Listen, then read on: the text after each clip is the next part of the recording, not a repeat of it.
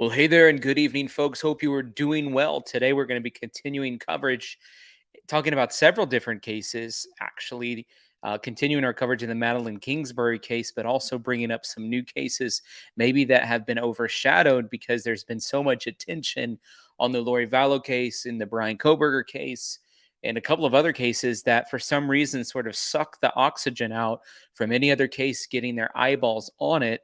And I just felt like today needs to be a day where we get to spend a couple of minutes thinking about some of these other cases. We'll be joined in just a couple of minutes by search expert Doug Bishop. He's already in the back room waiting to be led up. I'll add him up in just a minute. He started a brand new organization. He's actively fundraising to launch that organization. Many of you know the great work that he's done, and we were really impacted by his work as we were covering the Kylie Rodney case. He was the one to actually discover where she was at. He did it in about 30 minutes, despite law enforcement taking several weeks to look for her. And so he's launching his own new organization. We've pinned a link to his fundraiser for that if you're interested in supporting what he's doing. And I also just wanted to say to all of the moms out there, happy Mother's Day. We're really excited that you're here. And part of the reason we don't hardly ever stream on Sundays, like, I can't even think of the last time that we streamed on Sunday besides Easter, and that was literally an Easter stream. Part of the reason that I wanted to stream today was because there's so many of you that are in our chat that this is actually your family. And anytime holidays roll around, it can be really emotional, really sad for you. And so I felt like, especially for all the moms and mother figures that are a part of the Feller family, wanted an opportunity to say happy Mother's Day to you today on Mother's Day. And I wanted to take a couple of minutes today to spend our time together. And so I'm really excited that we're going to be able to do that. And I hope that you guys are going to be willing to stick with us on some of these cases as we begin to talk about them, because they are equally as important as any other case that gets all of the attention. And certainly we can figure out a formula why some cases get attention and others don't. I can pretty much tell you before a case would even hit the news cycle which one's going to stick and which one's not going to stick. And so I think part of the reason, for example, the case that Brian Kohberger stuck was there was an element of mystery. It was about 6 weeks or so where we didn't know who committed these crimes. And because the victims were beautiful white females that were young. And so it's stuck in the psyche of the American media culture that's based on clicks for views, and that's how you get paid. And so, what one of the things that we're going to be doing tonight is highlighting some cases that I think are going to be really important. I do want to let you know that we're totally crowd funded, which means we're not able to continue to create this amazing content without your support and your help. I want to invite you today to support us. You can support through PayPal, which is Tyler Feller, Cash App, which is $ Tyler Feller 22, maybe the best way to give because there's no fees on that, or Venmo, which is at Tyler-Feller. You can also send a super sticker or a super chat. One thing that we do every hour is we do something that we're on the air. We do something called a super sticker train. So I'd encourage you, if you're able to support in that way, to hop aboard our super sticker train today. Help us reach our goal. And I'm glad you're here. Let me know where you're watching from. I'm coming to you live from Nashville, Tennessee. It's a beautiful, amazing city. I don't know if you guys have ever been there, but if you haven't, you definitely need to consider visiting the wonderful, beautiful, amazing city of Nashville, Tennessee. All right, folks, without further ado, I'm going to add Doug Bishop to the stream. And Doug, so glad that you're here. Looking forward today to being able to have some conversations with you about these cases. And actually, some of the reason why I wanted to jump into this conversation, because you and I had a phone conversation just the other day, earlier this week, and you started going through this Rolodex. I mean, it felt like an hour's worth of case after case after case that you're really interested in. And then we started to unpack all of the reasons why media isn't covering these cases. And it kind of stuck in my psyche after our conversation. And so when I knew I was going to stream tonight, I texted you. I said, dude, I think I need to do a stream about this. Do you want to hop aboard? And you were so gracious to come on. So thank you for giving the idea. And also thank you for joining us tonight. Yeah, absolutely. Thanks for having me on, man. And anytime we can take a moment out to spread awareness for some other cases that may not be getting the coverage they should be is definitely something that is needed for sure. And one of the ways that I worded it, I put shocking disappearances, but I I labeled it in the title of this video that Kohberger and Vallow's shadow are blocking coverages of other cases. And I think that's a pretty accurate way to say that. I texted you today and I said, I know the viewership's going to be lower. And I think Hmm. that that's really sad, but the viewership Hmm. is definitely a lot lower in this case because, and Yeah. these other cases that we're talking about, because there hasn't been media attention on them and people don't care Hmm. about them because nobody's talking about them. Right, right, right. It is a business. Most of the people that are spreading awareness, that's just how they fund a lot of what they do. This is how they grow their platforms, and certain cases sell. Certain cases sell, and certain topics sell. But when everybody is on the same topic, Yep. things fall through the cracks. Other cases that should be getting some limelight, unfortunately, don't. And that's always going to be the case, though, because there are tens of thousands, hundreds of, like it's endless the amount of cases that are out Yeah. there when it comes to somebody that's missing and so forth. So I'm glad to be a part of this show where we can bring some new cases that people might pick up and run with because they're interesting. We didn't decide to talk about these cases because they weren't great cases. These are some really compelling missing persons cases. Well, I went over to the Missing Persons Cases Network Facebook group, and it's like every couple of hours. I mean, like every couple of hours, they're posting new cases. I think they have over 3,000 missing person cases posted just on that Missing Person Cases Network page. And a lot of them are really still active cases. They're not like, you know what I mean, down way down the line Hmm. 15 years ago cold cases. There's thousands of fresh missing persons cases that contain all of the elements that are not as simple as this person just ran away and they're going to find him in a couple of days, but there's some elements in some of these cases that's like, yeah, there's some meat to these bones and people need Yeah, to be talking about them. yeah. And a lot of that is it's before law enforcement jumps into something, they have to be sure. They Yep. they they can't expose their hand, and where there's so many cases where we're like, all right, you ask the common public, you ask me or you, we can point the finger at exactly who's responsible, but Hmm. that's never going to stick in a courtroom. Like there has to be evidence. Suspicion is one thing, but actual proof is a whole nother level in a court of law. They're going to wait until somebody trips up, on a recorded phone line, text message, so forth. They're waiting for that smoking gun before they do anything. Yep. And that can be very frustrating to family members, especially when they just want justice. They just want justice. A lot of these missing person cases, families have already really come to terms with their loved ones not returning, but they want justice for who did it. Oh, I agree. And I was thinking about just about 2 3 weeks ago, I can't remember the exact date. Jennifer Koffendorfer called us on a three-way call, and she was asking about our level of involvement or our willingness to be involved in a case, really yours more than Hmm. mine, but in Iowa. And we're like, how come we haven't heard about this case? And we start to learn the details of it. Oh, it's a male and it's a minority. That's how come nobody's talking about this case. And she Yeah. was, was still adamant about wanting to help make sure that there was a resolve brought to it. She'd spent Hmm. her personal time counseling with the family. You ended up spending your personal time counseling with the family, and both you and I were looking at airplane tickets to try to go there to solve it. And the case ended up getting Yep. solved before we got there. But Yeah. even just the little comment that we had in a couple of minutes leading up to that was like, oh, it's a male and a minority. No wonder why nobody's talking about this case. It's tough. It's tough. I mean that's one of the controversial topics that not a lot of people want to cover. What sells and what does not sell. I can't count how many conversations I've had with you know agency representatives as well as family members and media representatives, and they will all tell you, as much as they don't agree with it, Yep.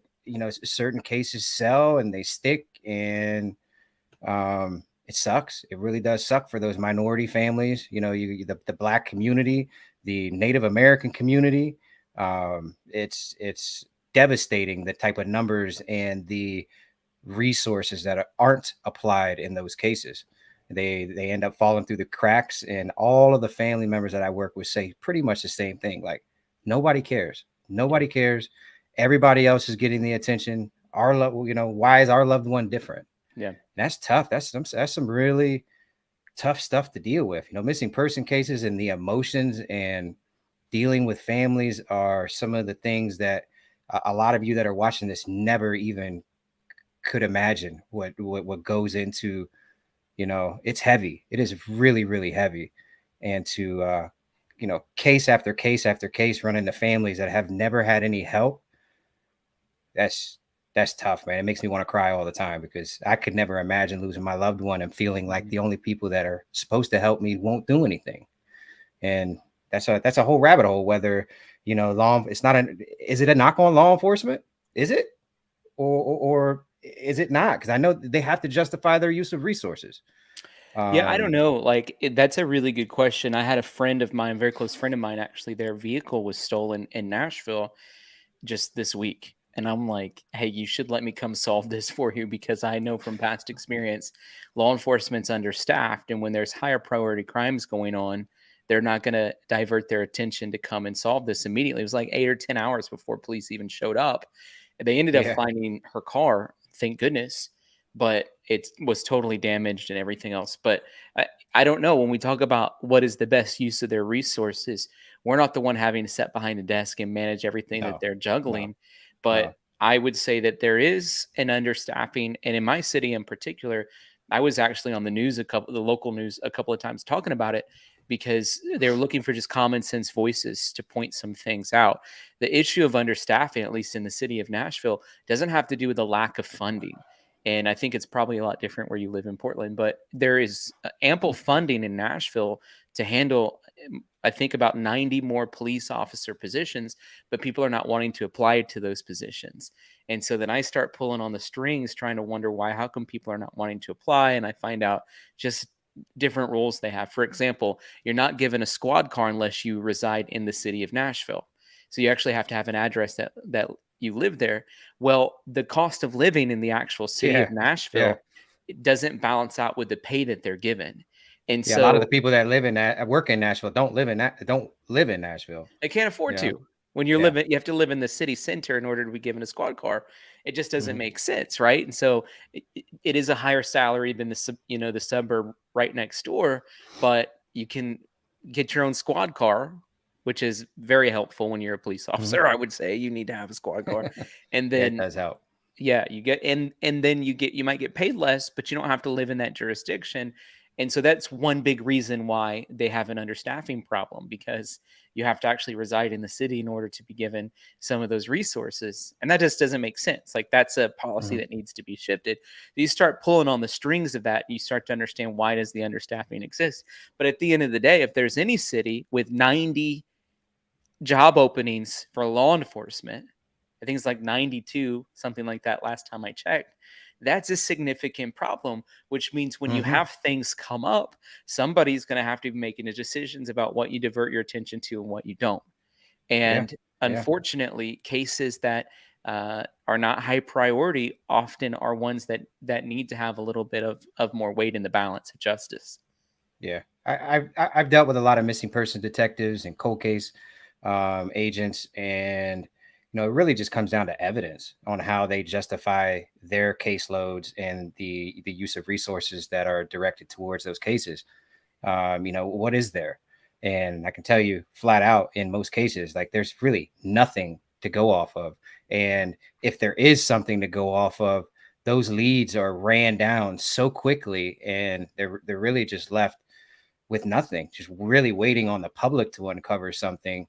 Um, and so it's there's so many different factors, why a case doesn't get it. Lack of heads, like you just explained, as well as just lack of departments in general. Yeah. I've worked with police departments where you have 13 different departments, and then you go to another jurisdiction and they only have two or three, Yeah. and those agents are wearing so many different hats. Right. um, And then, one of the real realities is it's not an attractive job. It is in 2023. It is not an attractive job. Um, Social media and the woke culture and just being aware, and how many other jobs that pay so much more with a Mhm. lot less work, less mental impact and physical impact, and they're getting paid more, and it's not an attractive job, and a lot of departments do a horrible job at marketing those jobs, all the way up to the freaking military, Yeah. Yeah. um, they're not marketed the way they used to be, for sure. And I don't know if it's because technology is coming in and transitioning these things out, and things are just we're just caught in this tunnel of change. And one of the things that's suffering is the law enforcement use of resources Yeah. and missing persons cases, criminal cases in general. Yeah. Well, I would say too, especially in the field that you're working in, which is underwater searches primarily, but you're actually expanding and doing education and all different kinds of searches. And you actually help solve a case just last week, I think, but it wasn't one that anybody talked about. You just did it on your own. Just kind of, you Hmm. haven't even talked about it, I don't think, publicly. And you Yeah. just you help solve a case.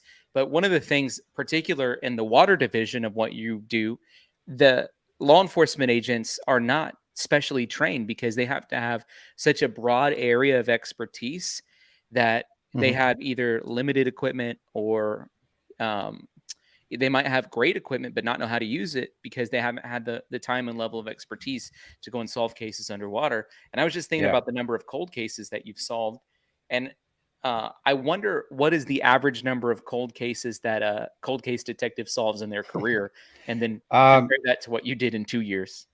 yeah, I've shattered those numbers. Yeah, yeah. I mean, I'm not bragging or anything, but the numbers are very low for a detective to solve a cold case.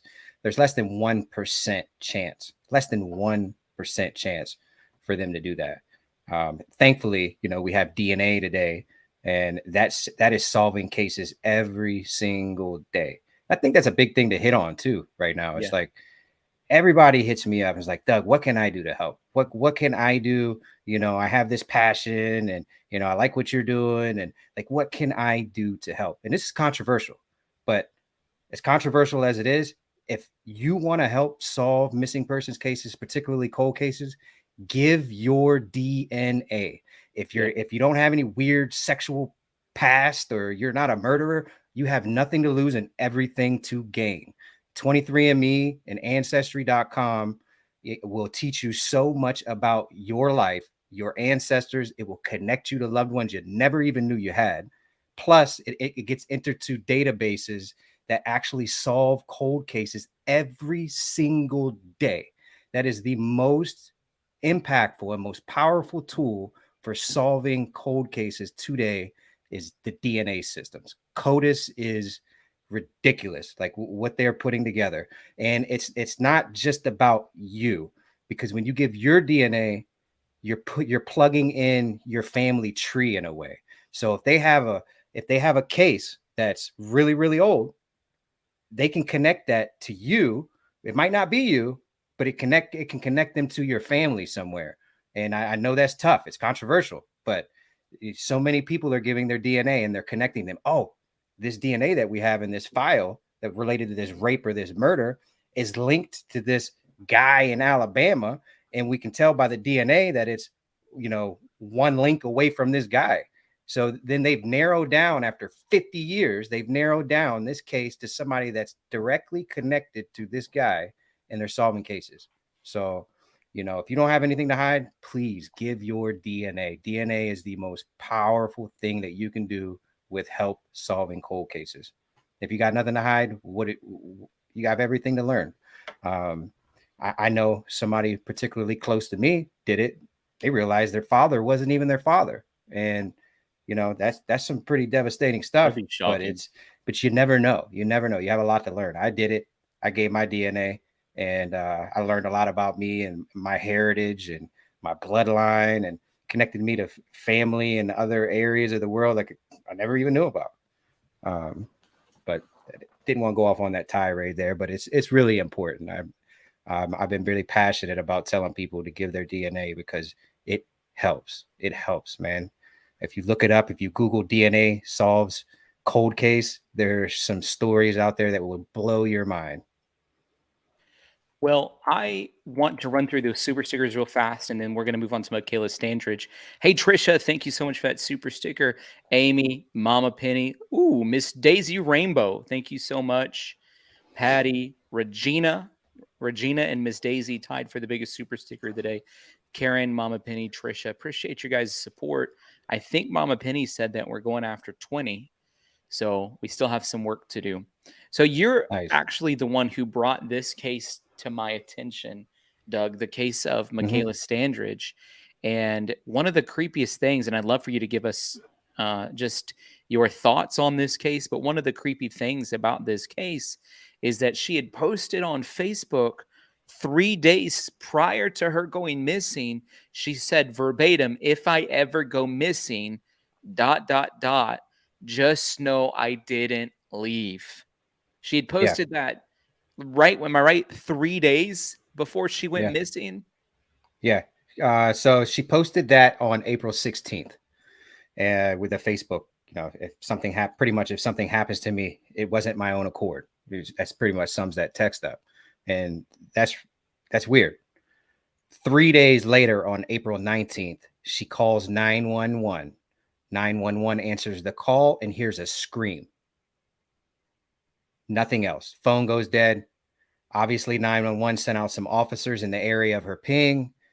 Based upon them hearing a scream, they did a little bit of a search. They end up finding her phone and only her phone, no other traces of her. So, what you have is her going missing after making that post 5 days earlier, making the 911 call, and she was reported missing on the 21st of April. This is a eastern suburb right outside of Seattle. Some would say it's not a great area, but regardless of that, this is insanely suspicious. She's 25 years old. She's a mom. It's uncharacteristic of her to disappear. As you guys know, it's really hard for a mom to leave a kid. Like I can't even imagine that. I know it does happen, but that's not believed to be the case in this scenario. So beautiful 25-year-old healthy young woman leaves a text message like that. I think maybe she was involved with some people and some things were going on that left her very worried. So that's why she left that post.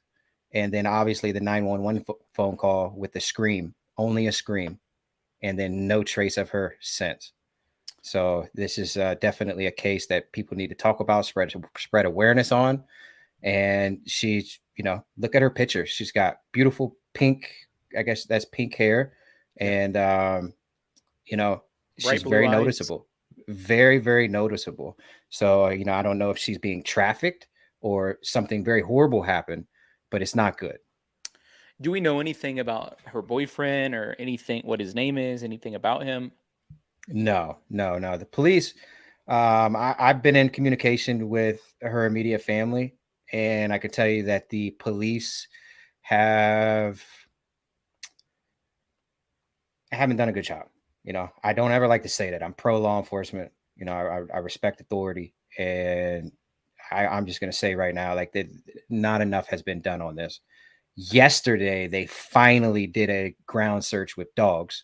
The officers did that night find her phone, and then the next day they kind of canvassed the area a little bit thoroughly, but there really hasn't been enough done. And other than the last week, it's hit some national news reels, but you know there's the family's really upset with the type of help that they've gotten, like we just discussed, that every family's going to be upset.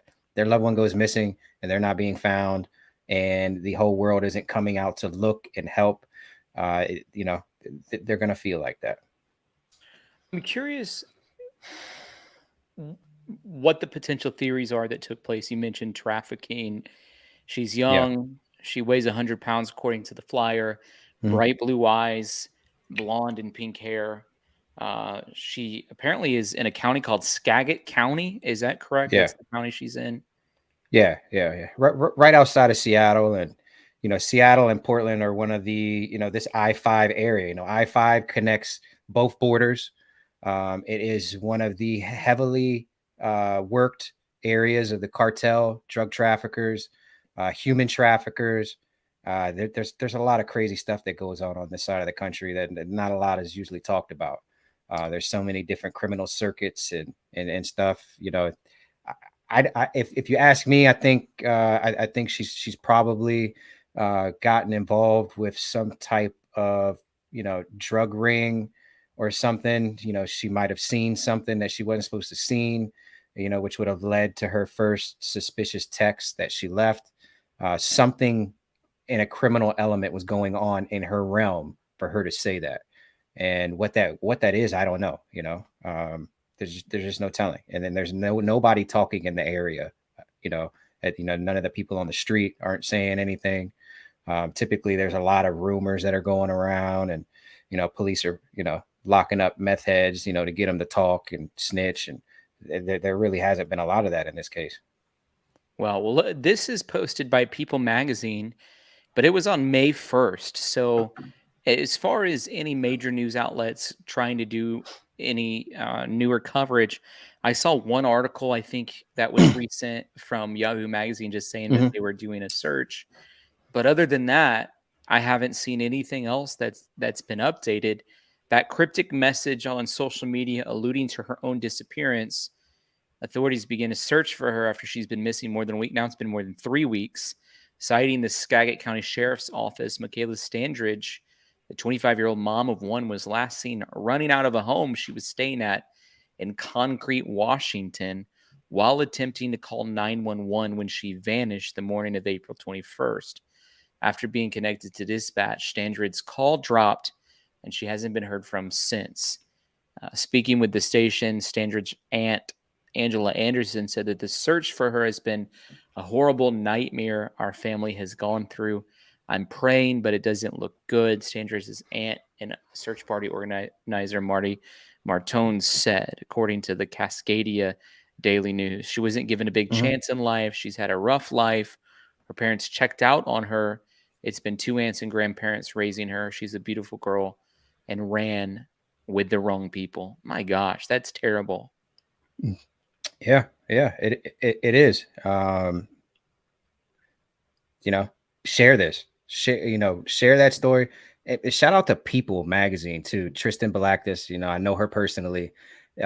People Investigates and the division that they're running over there in relating to missing persons. Their program is pretty cool.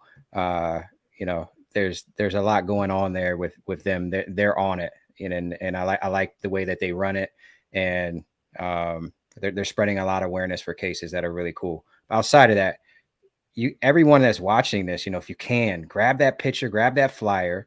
You can go to United Search Corps. We have our own flyer up for Michaela's case. You can share it. Sharing is the second best way that you can help with cases. Sharing literally is caring for these cases, spreading awareness. Anybody that can see her, especially her, she's so noticeable, Yeah. so noticeable. If drug traffickers or human traffickers, sex traffickers have her, she's going to be very, very noticeable.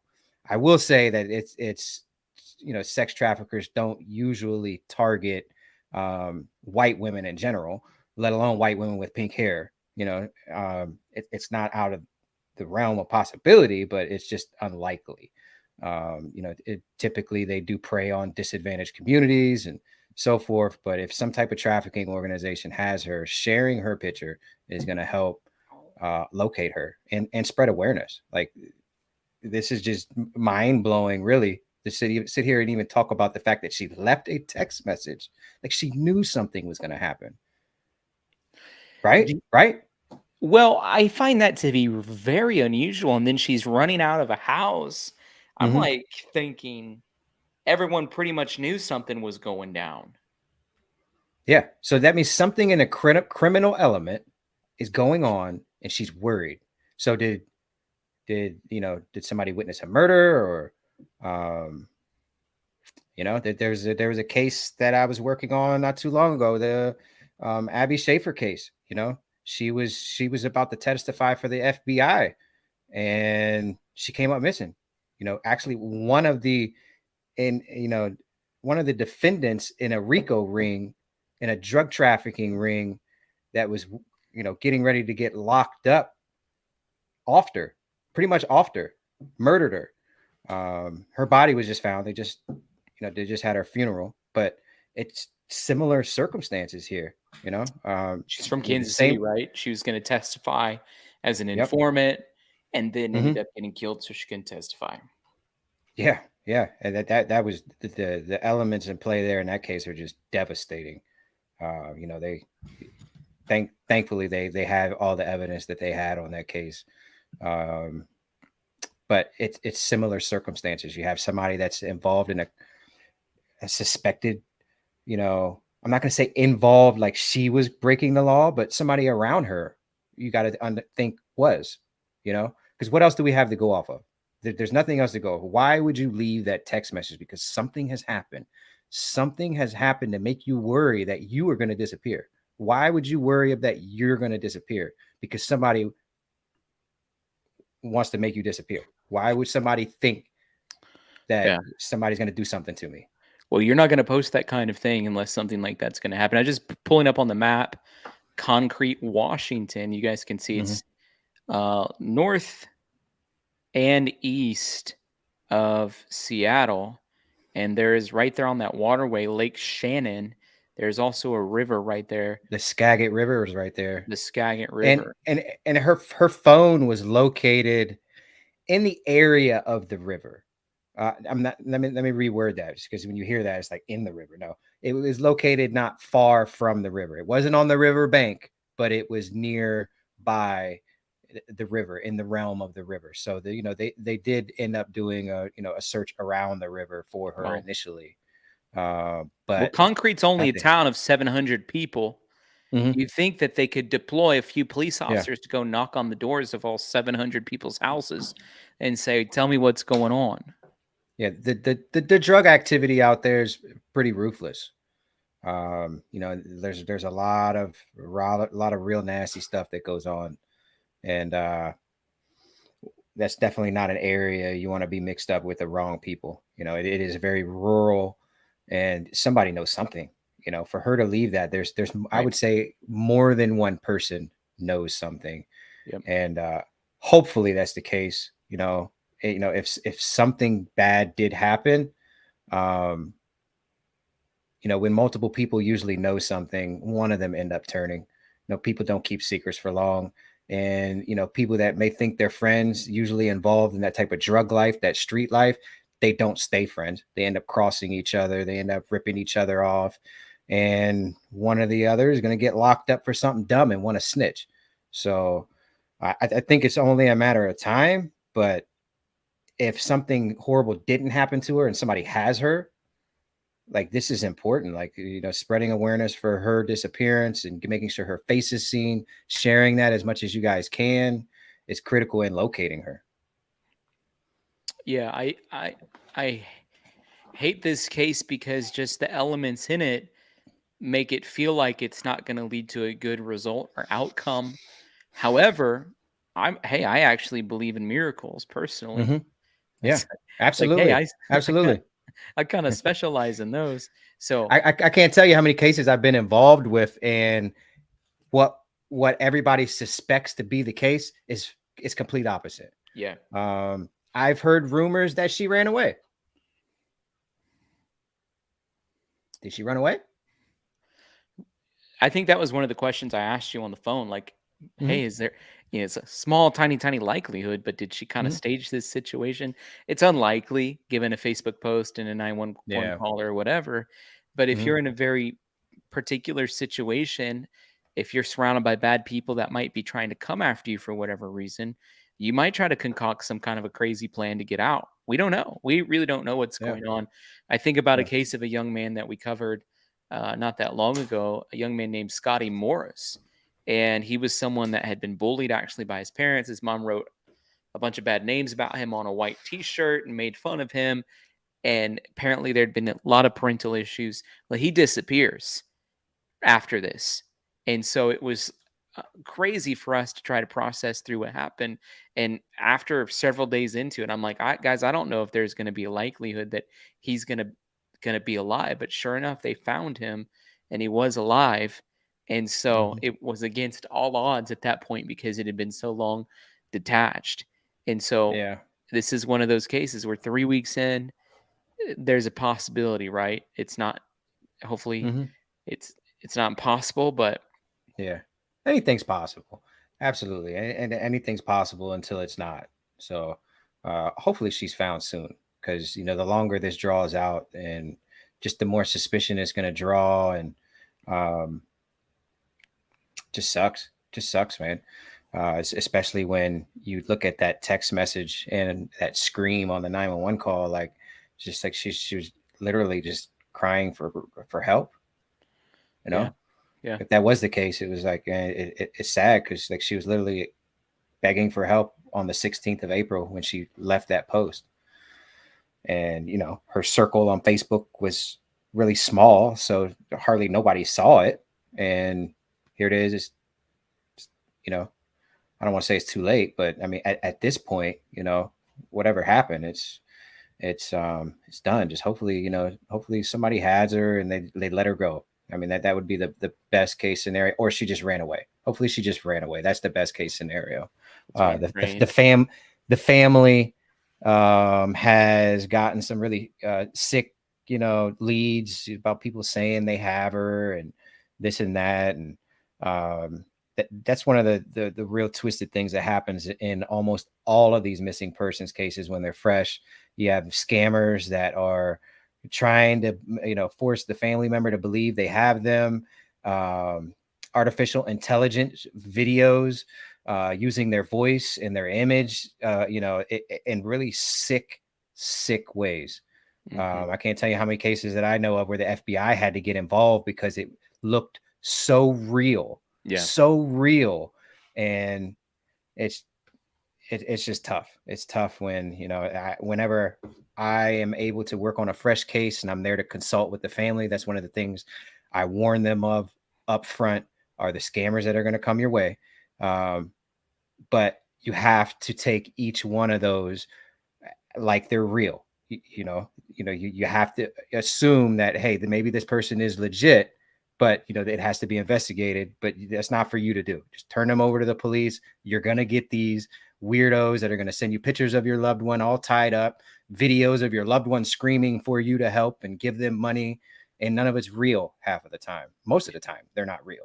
Very, very, very rare do you get a ransom video in America, unless it's related to something around the southern border. Yep. A lot of people do get snatched around the southern border and taken into Mexico, and they do make ransom requests. A lot of Americans get snatched abroad, and they do make ransom requests, but it's very rare on American soil, in Washington or in Minnesota or Iowa. Like that's it's not real. I'm just wondering too, like, what are the prevalent crime rates for certain things in concrete Washington? Hmm. There's only 700 people that live there, right? I'm just like, how hard? I don't. I know their resources there are very limited. They relied on a lot of outside resources to come in and help with, a few of the searches that have happened. But it's definitely frustrated the family to this point, as This far website that I as, found says concrete Washington crime rates are 92% higher than the national average. and then That that's doesn't, that's that's going off of, um, that's adjusted like per person and so yeah. forth. So it's not like you can't. The fact that there's 700 people really doesn't mean anything. So the crime per 700 people is higher than the average. That's what they mean? Yeah, but I guess you could have one crime or two crimes for that amount of people and it would skew it, right? It'd skew the Hmm. results.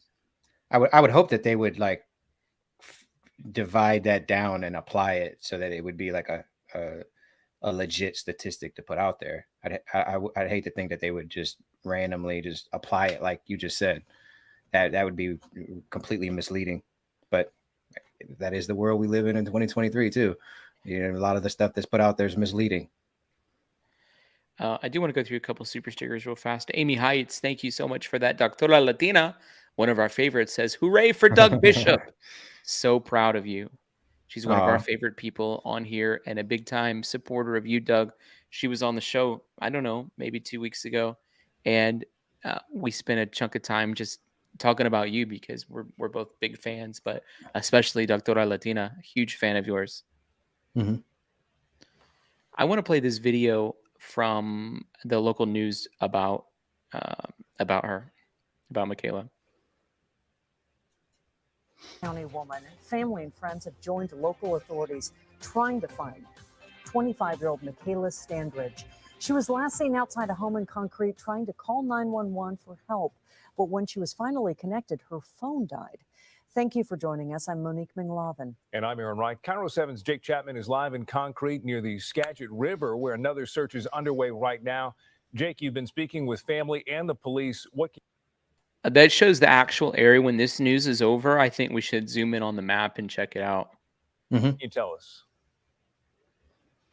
Well, right now, guys, police have wrapped up their search efforts for the day, but they plan to be back out here tomorrow. But they've combed this entire area we're standing in right now. They've even taken their search to the Skagit River, which is right over my shoulder here. They've had boats going up and down. They've even taken their search to the skies with drones, and they had a helicopter fly over here just this afternoon. But right now, family and friends who've traveled near and far to search for Michaela say they're going to be out here for as So that's what you mean by near the water. Like it's not in the river, but it's right on the bank.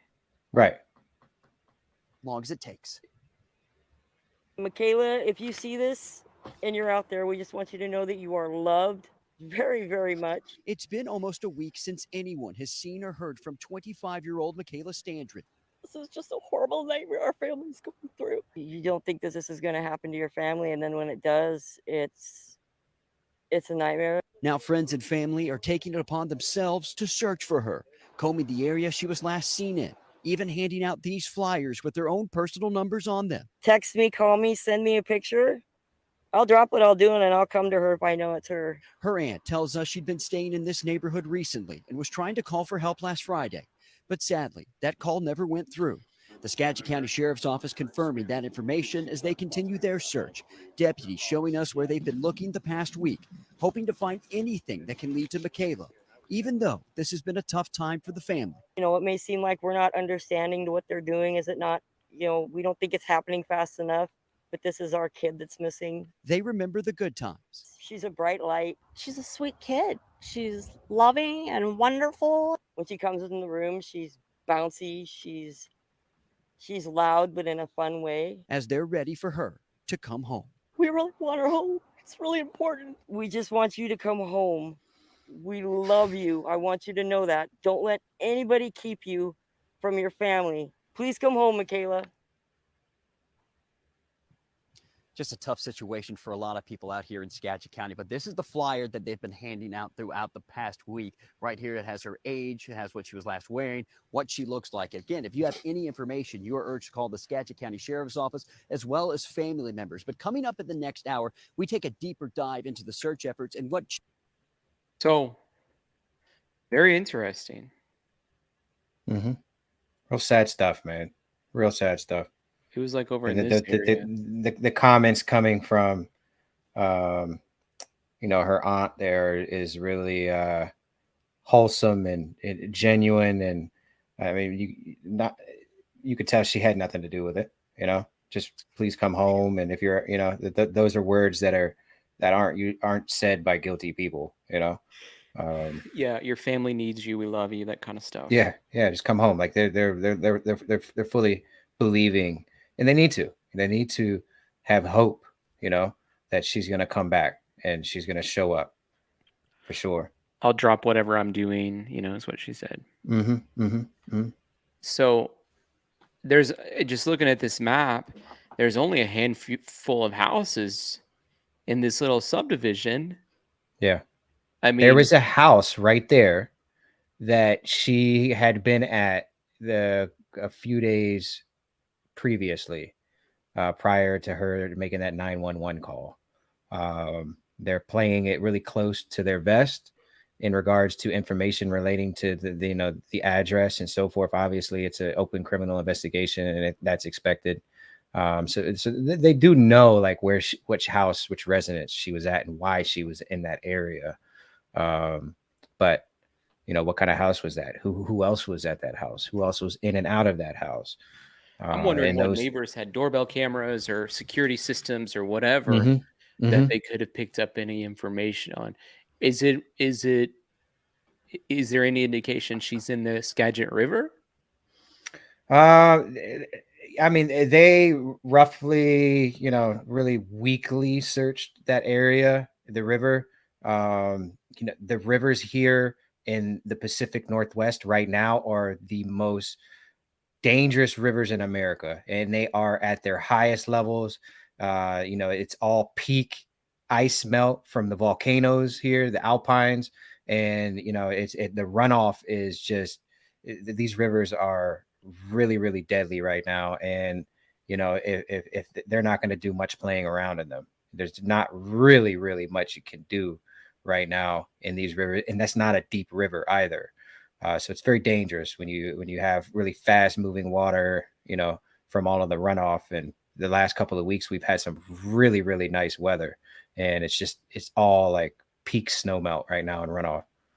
Considering the size of the community, it felt like to me that it was actually a good presence of law enforcement there, Hmm. just Hmm. based on that video that we've seen. So, Yeah.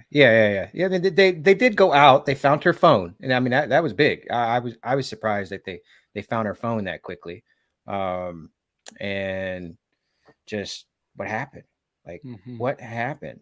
You know, um, I think they may know more because of how much that they have not said.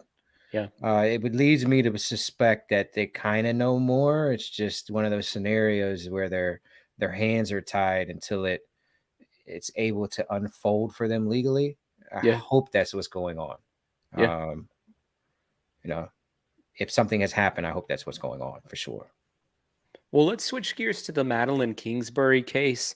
I do Yeah. want to say Cynthia sends a super chat and says, spending my first Mother's Day with my son found via Ancestry. He had been sold. Oh, So it's wow. one of your stories there, Doug. And Yeah, she yeah. sent You me her you you you story. you So, you never know that those the like I said, if you're not hiding some sick, you're not some sick, twisted sexual weirdo predator, or you don't have any weird murderers in your past, give your DNA. You're gonna learn so much about you, your family, your bloodline, and you have the ability to help cold case detectives all over the world by giving your DNA. You just never know the impact you can get is just going to, and not only that, it's going to tell you, are you susceptible to certain diseases and so forth. And it can really, really help you prolong your life, knowing that, oh, I have a gene that gives me this or that. You can kind of get a jump on it and try to mitigate, the effects of a gene you're carrying.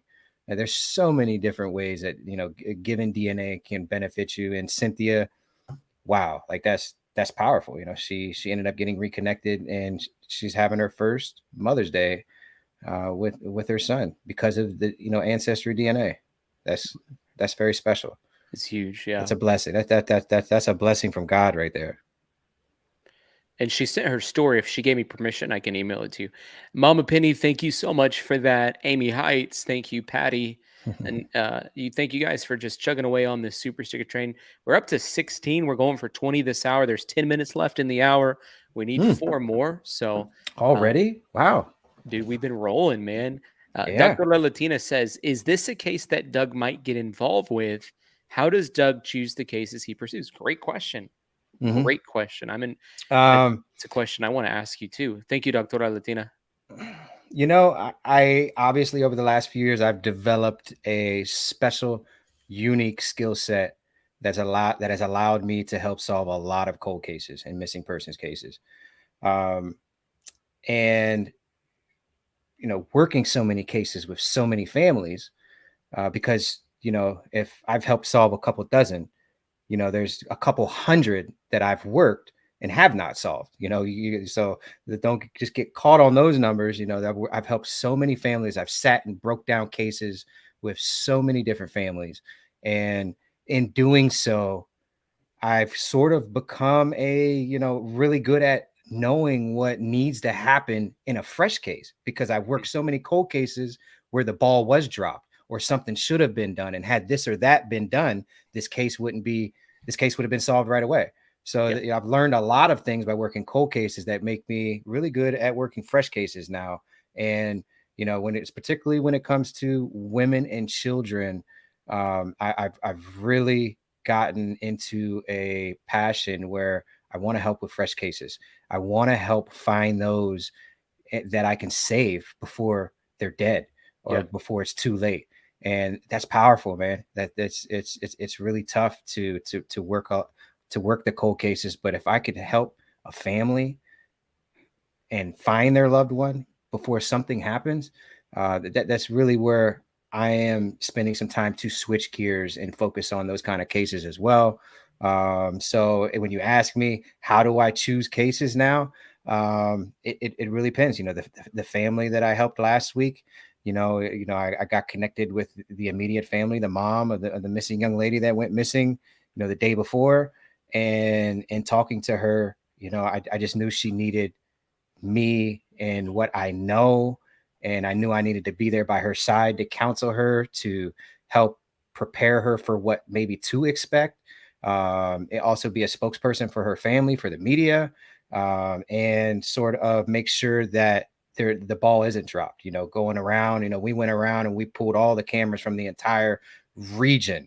We handed out thousands of flyers, and it was, and we ended up finding her. We ended up finding her before something alive horrible happened. And that's special. That is special. If I could help a family and find their loved one before something happens, like that was definitely a different gear for me. And when I was talking to mom, God spoke to me, spoke to my heart, and I knew I needed to be there to help. And you don't know, nothing is impossible. Not anything in this world is impossible. And if you think it's impossible, it's not. You just got to put forth the effort. And so helping those to answer your families. question, Dr. Latina, it sounded like he said, if God speaks to his heart, which is my Yeah, favorite answer. yeah. And I know I drug that out, but it's not easy. It's not easy to pick and choose cases, because there's so many. There's so many, and I try to be very, very diligent about not discriminating. Focusing a lot of my efforts for those that I know for a fact would never get any help, such as minorities and disadvantaged communities. I'm really passionate about that as well. Love it. Cynthia says, Tyler, share the story. So I went ahead and emailed it to you, Doug, her story of what took place, Cool. and she has those clips on there. By the way, guys, 3 after that super sticker on our train, about 6 minutes to go this hour. Would love it if we get 3 more of you even in the next 3 minutes. So let's talk about Madeline Kingsbury, 26 years old, mom, great job at Mayo, which is one of the best hospitals in the entire world. As a Rochester, Minnesota. researcher, she drops her kids off at school, and then no one ever hears from her again. Is that the timeline, if I understand correctly? Correct. So on March 31st, she dropped her 2 children, I believe they're 5 years old and 2 years old, off at daycare. Her and her husband were there and dropped the kids off. That was the last public sighting of her. I got the timeline up right here. Yeah, they then went home, I believe. Yep. And what you don't see there on that timeline is between 10 a.m. and 1:30 p.m. her van is seen leaving the area, going out into sort of the boonies. I believe it starts with an H. The area her van was seen going in, Henton or Hempton, or I hate not to know these details. It's so hard. I have It so many just says cases in my Winona head. on here, but Yeah, she's from Winona. That's where she lived. But her van was seen going into like an eastern suburb, which is a rural area I between see. 10 and 1:30. Her van returned home at 1:30. You know, I believe it was the daycare that first got alarmed. And this is a tough one to talk about. This is a real tough one to talk about because um Her car, by the way, is a 2014 dark blue Chrysler Town and Country. So, I mean, that's kind of an older van nowadays, and they would have definitely been able to see that. You're right. The daycare was concerned because she hadn't made any other arrangements for her children to get picked up. She was supposed to be the one to pick the kids up that day. mhm, Extremely out of character for her. mhm. Investigators canvassed the neighborhoods. They're searching, collecting video surveillance if there's any that they could possibly find. And some of those recent developments led investigators to believe that there was a van that matched the description traveling from Winona. You're talking to the eastern part of Fillmore County Yeah, on Fillmore that County. Yeah. March 31st. Yeah, and that's extremely suspicious. And they're right now the detectives really need everybody in that, would you say, Fillmore County area? Yeah, That's the area they're really trying to get footage from. right. And they believe it was her vehicle, and they have good reasons to believe so. There's multiple different pieces of evidence that they believe that it was her van. Her van did go out there.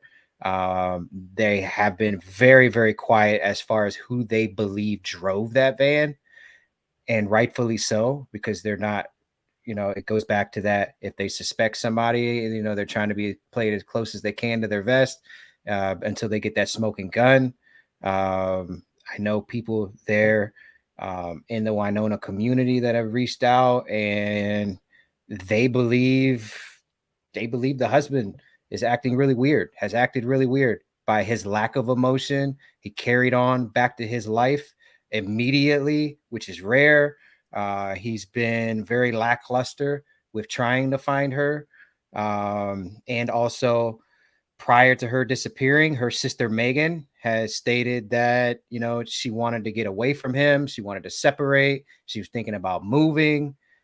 These are all red flags. These are all insanely red flags that he honestly has done a horrible job of dispersing.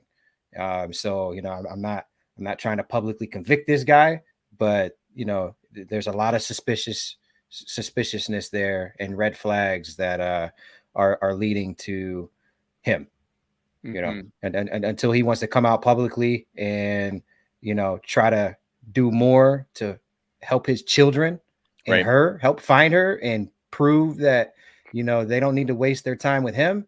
I mean, he's going to wear that coat until he does anything to take it off, for sure. And I hate to do that. I hate to do that, man, because it's unfair. It's unfair.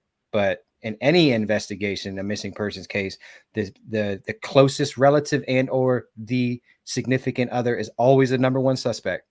And what I'm hearing, him being that number one suspect, hasn't changed at all since she disappeared. It's just they just don't really have anything to really bring him in. The Daily Mail reporting that the father of her kids and her were no longer together. They'd actually separated. She was looking for a new place to live, hadn't yet found a new place to live. That makes it even that much more suspicious. Yeah, yeah, it would easily lead you to believe that they would be a lot more susceptible to. Obviously, they did not get along. Their relationship took a turn for the worse, whatever that meant. I do know, from her sister Megan, she was thinking about co-parenting. So whatever the disagreements were, I don't even know if it's safe to say they weren't that bad, because I know a lot of women, to take care of their kids, and in the name of being a good mom, they'll put up with some monsters. Yep. They will put up with some really bad guys. So, we know the relationship wasn't good, right? That's what that proves. It's another red flag. And so they're going to be more susceptible to fighting, arguments. Did they drop the kids off at the daycare and get into a fight? Is I he a don't know. pilot or do you know?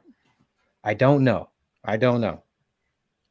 Let me read through this article real fast because he actually makes a statement. So Madeline was considering moving closer to her sister 2 hours north to the twin cities of St. Paul and Minneapolis, but was insistent she stayed close to her ex, Adam Fravel, for co parenting. Fravel denies any involvement in Madeline's disappearance, which police have described as involuntary. And he released a statement through his lawyers. Why would he need a lawyer? Reprimanding the hate he's received from people during the investigations. Their two kids, 2 and 5, were in his care until they were taken away by a social worker, followed by an alleged uncooperative outburst he had with investigators. Fravel's name wasn't initially revealed by police, but the father of two came forward on his own to speak out about Madeline. He said, "My family and I have been the subject of a myriad of accusations regarding the disappearance of the mother of my children. During these last 12 days, I've cooperated with law enforcement at every turn, including sitting down for multiple interviews with Winona County law enforcement. I did not have anything to do with Maddie's disappearance. I want the mother of my 5 and 2-year-old to be found and brought home safely. I want that more than anything. More than 100 searches have been conducted by law enforcement through tips received from Crime Stoppers. The status of the searches are unknown." Megan recalled the day that Madeline went missing, and the last text she received was around 8:15. Madeline responded to a funny vacation photo with a simple LOL. It's very suspicious. Very suspicious, in Yeah. my opinion. Especially when her van is seen leaving the area, Yeah. around 1:30, and then her van ends up back at the residence. Yeah. It doesn't add up. It doesn't add up for sure. It's sad because she's a mom. She's got a 5-year-old, a 2-year-old. She's got a sister that she has an amazing relationship with her sister Megan, and she would never not communicate with her sister, and under any circumstances she would never do that. So something horrible has happened here. Yeah, her And sister probably knows. It's frustrating in this scenario to sit and talk about these cases because like I saw somebody's comment with why so many red flags and he hasn't been locked up. Well, red flags and suspicion unfortunately mean nothing when it comes to law enforcement. And when you have charges susceptible, like this may be a homicide, they're going to really take their time without a smoking gun. And also, let's just say it's also very common practice if they view this guy to not be a threat to the public and they don't have enough to bring him in, they'll let him stew. And meanwhile, they're monitoring his electronics, watching the things he's actively Googling and throwing things in his environment to see how he might react to them, to maybe show some guilt and or give them something to really bring them in. That's very common practice for investigators on a case on this level. A lot of that went on in the Brian Kohberger case. They were playing with him. There's a lot that's going to come out in that case with the FBI and all of that. So it's and then maybe this guy didn't have anything to do with it. Maybe this guy didn't have anything to do with it. I've worked cases where everything pointed to one person. And in his defense, I've worked cases where somebody goes missing and you know what? He's always going to be the suspect. And everything this guy does or did, they're all red flags in hindsight. And come to find out the person that, everybody thought murdered this person and family's been split up for decades, it was simply just an accident. It was simply an accident. I've seen cases where it was other ways too, where it looked like an accident. Yeah. So it's like we're not sitting up here trying to convict this guy, but it doesn't look good for him in this case. It's simply talking about the facts that are out there and what's coming from the community and what has been leaked on this case.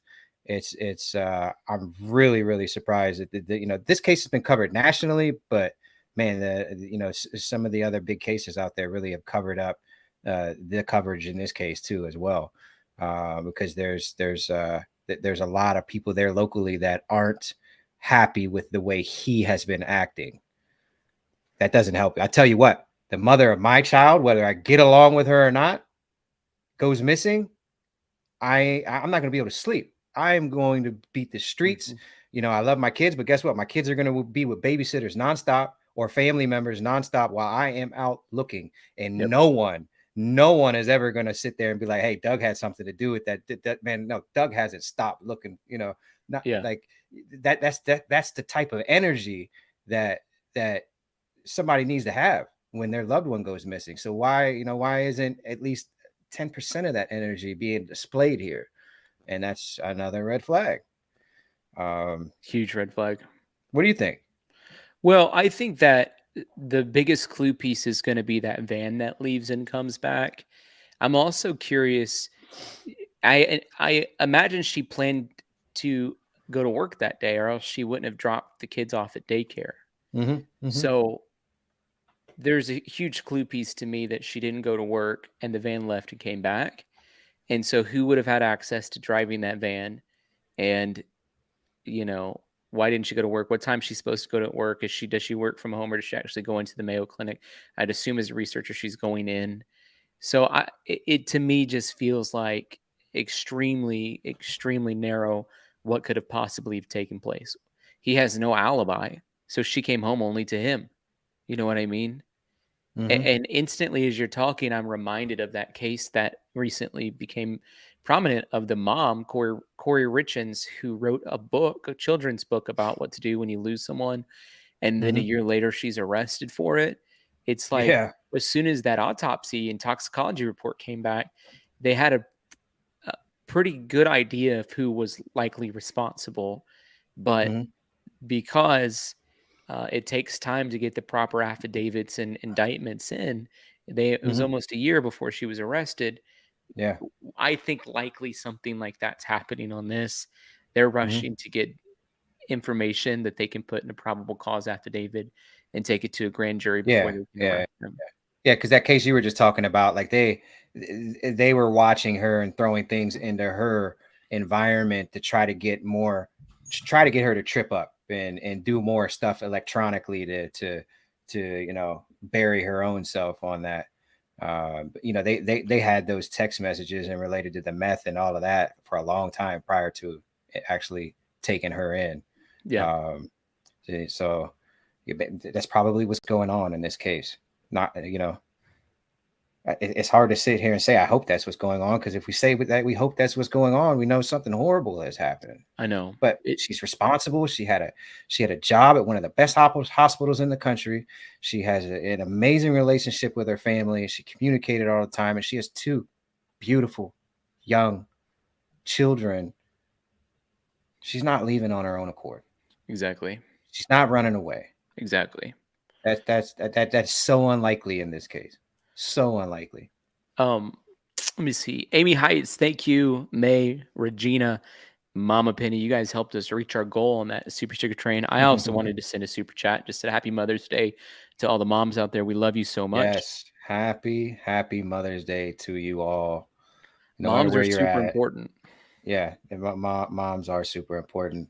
I didn't grow up with a mom, so I kind of know like what I missed out on, but I also had a lot of women in my life off and on that were always there for me. And definitely, man, happy Mother's Day to all you moms out there who are being there for your kids. And I know not everybody's scenario is picture perfect, and that's life, so no matter what, happy Mother's Day to you. And happy Mother's Day to all the single dads, the dads that are wearing, both those hats and making it happen for their kids. And that's just really important to remember those dads out there who don't have any help, and mothers and scenarios just might be gone and no longer with us.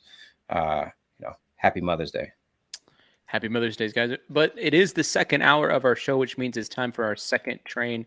I'd love it if we could go after 17 seats on this super sticker train this go around.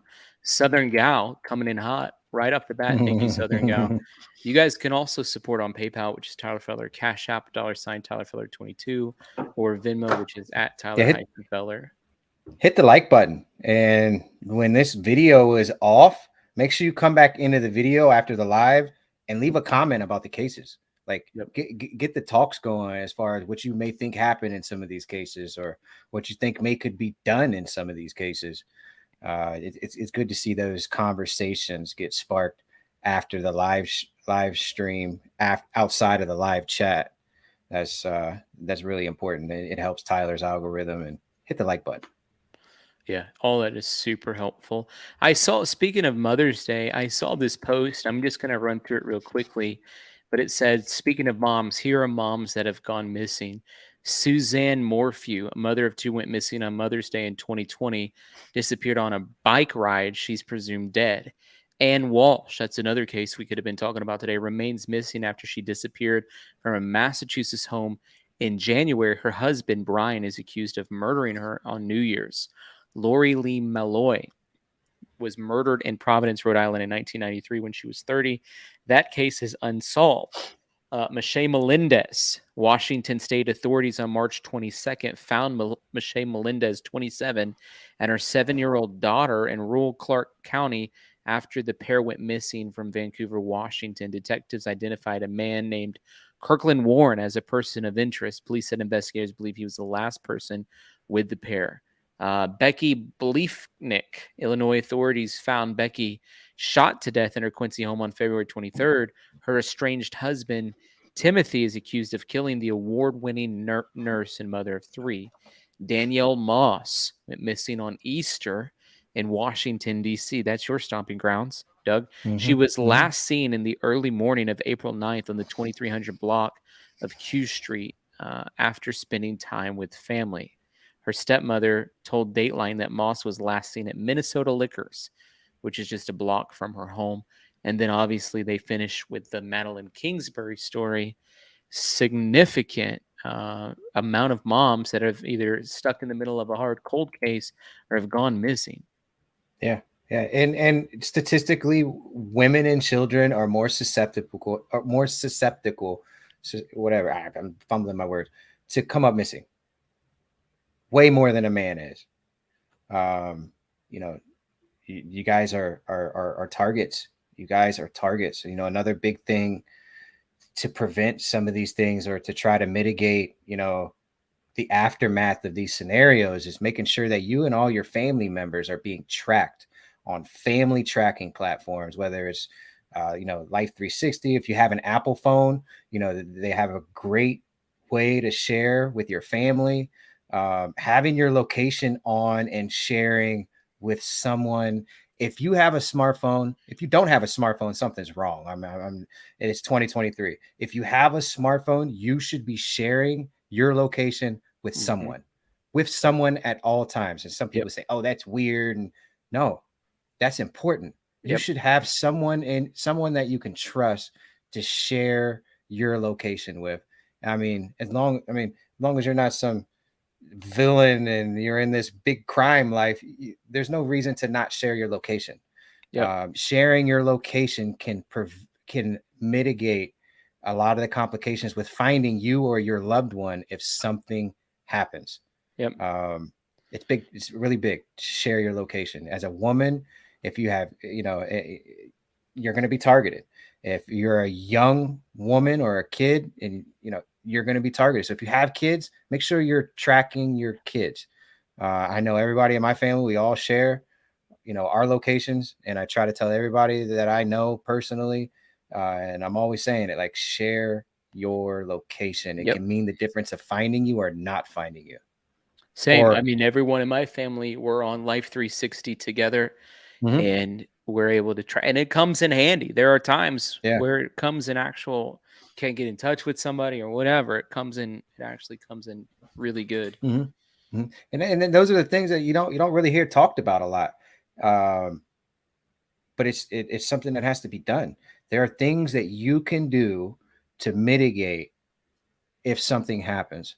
It falls in lines with the have it and not need it, the need it and not have it all day long. You have to be prepared. So many people also have the attitude, "Oh, that's not going to happen to me," or "That's only in the movies." No, this is real life. I can't tell you how many families that I have helped, tried to help, and they wish they would have been able to track their loved one. They wish. And if I would have had a cell phone ping or a tracker, it would have led me to where their last known location was, or it would have led me to where the incident might have happened. It's crucial, man. It's absolutely critical to be tracked. Yeah, I mean, you don't have to share it with the general public, but share it with people you care and Yeah, trust. yeah. Yeah. Use this technology to help you. It's there. It's in the palm of your hand. Um, it can be something that will save your life. Yeah, and I think about a case that you did solve. I still don't understand how it happened. Maybe you can't talk about it. I don't know. About someone that was near a waterway that their phone literally pinged near that same waterway and they couldn't Yeah. find them despite that's the last known spot that the phone went off on. I don't That understand that. I've helped solve a lot of cases like that with a cell phone ping that authorities had, and just to lack of resources in their region and or inadequate resources that did a search in that area.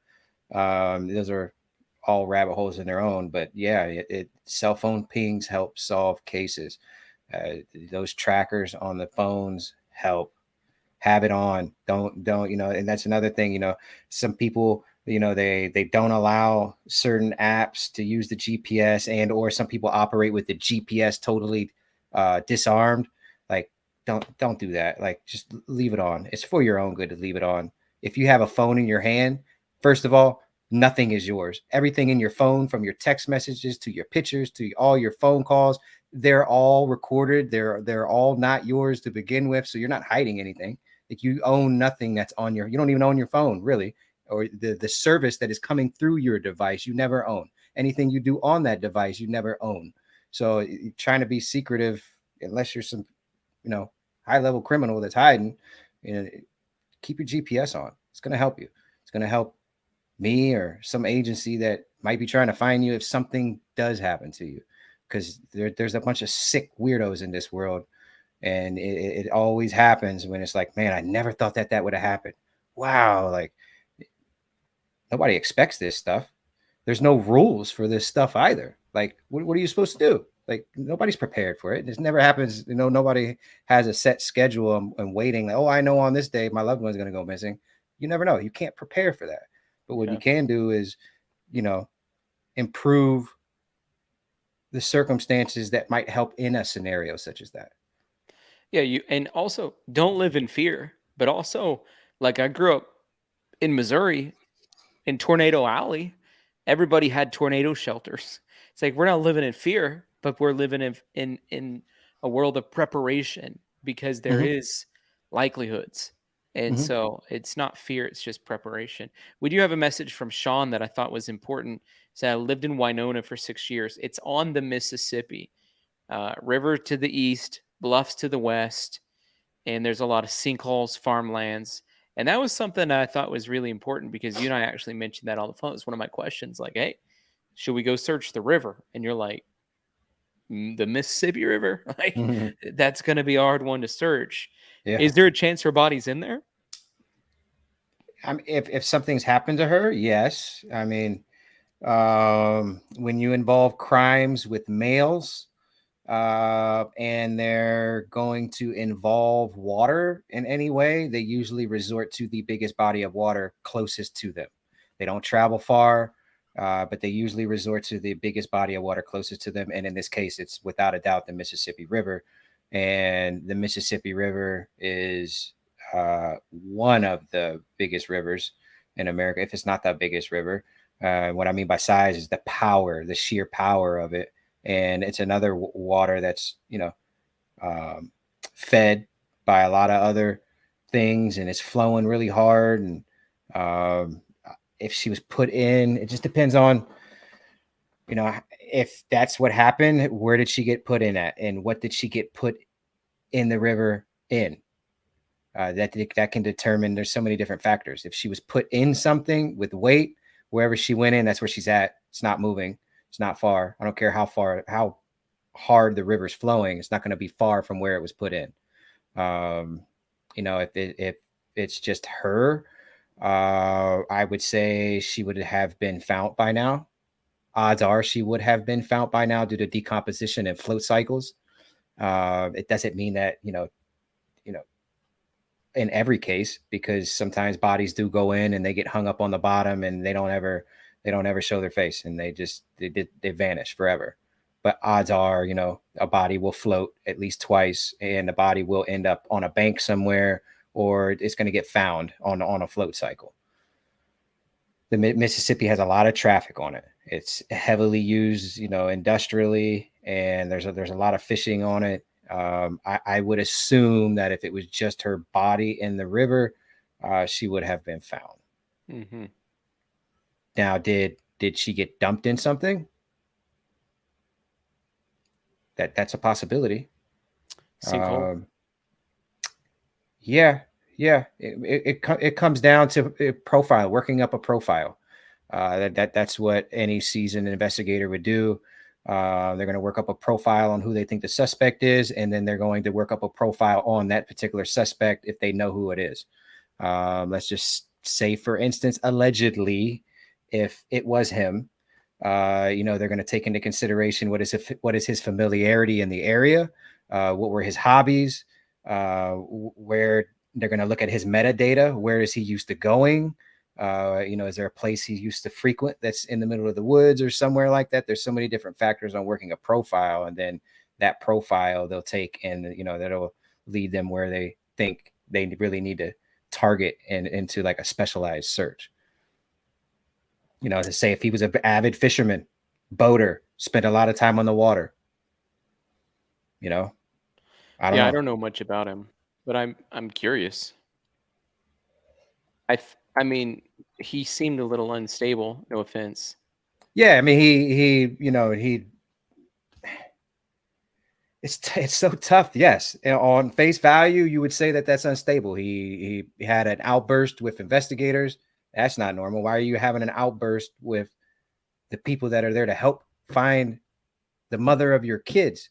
If anything, you should be, on your hands and knees and giving them whatever they need and begging, how can I help? What can I do for you? The last thing you should ever be doing is having an outburst. But in his defense, they probably think he's the suspect. They're probably drilling him really hard. He's emotional because the mother of his kid went missing.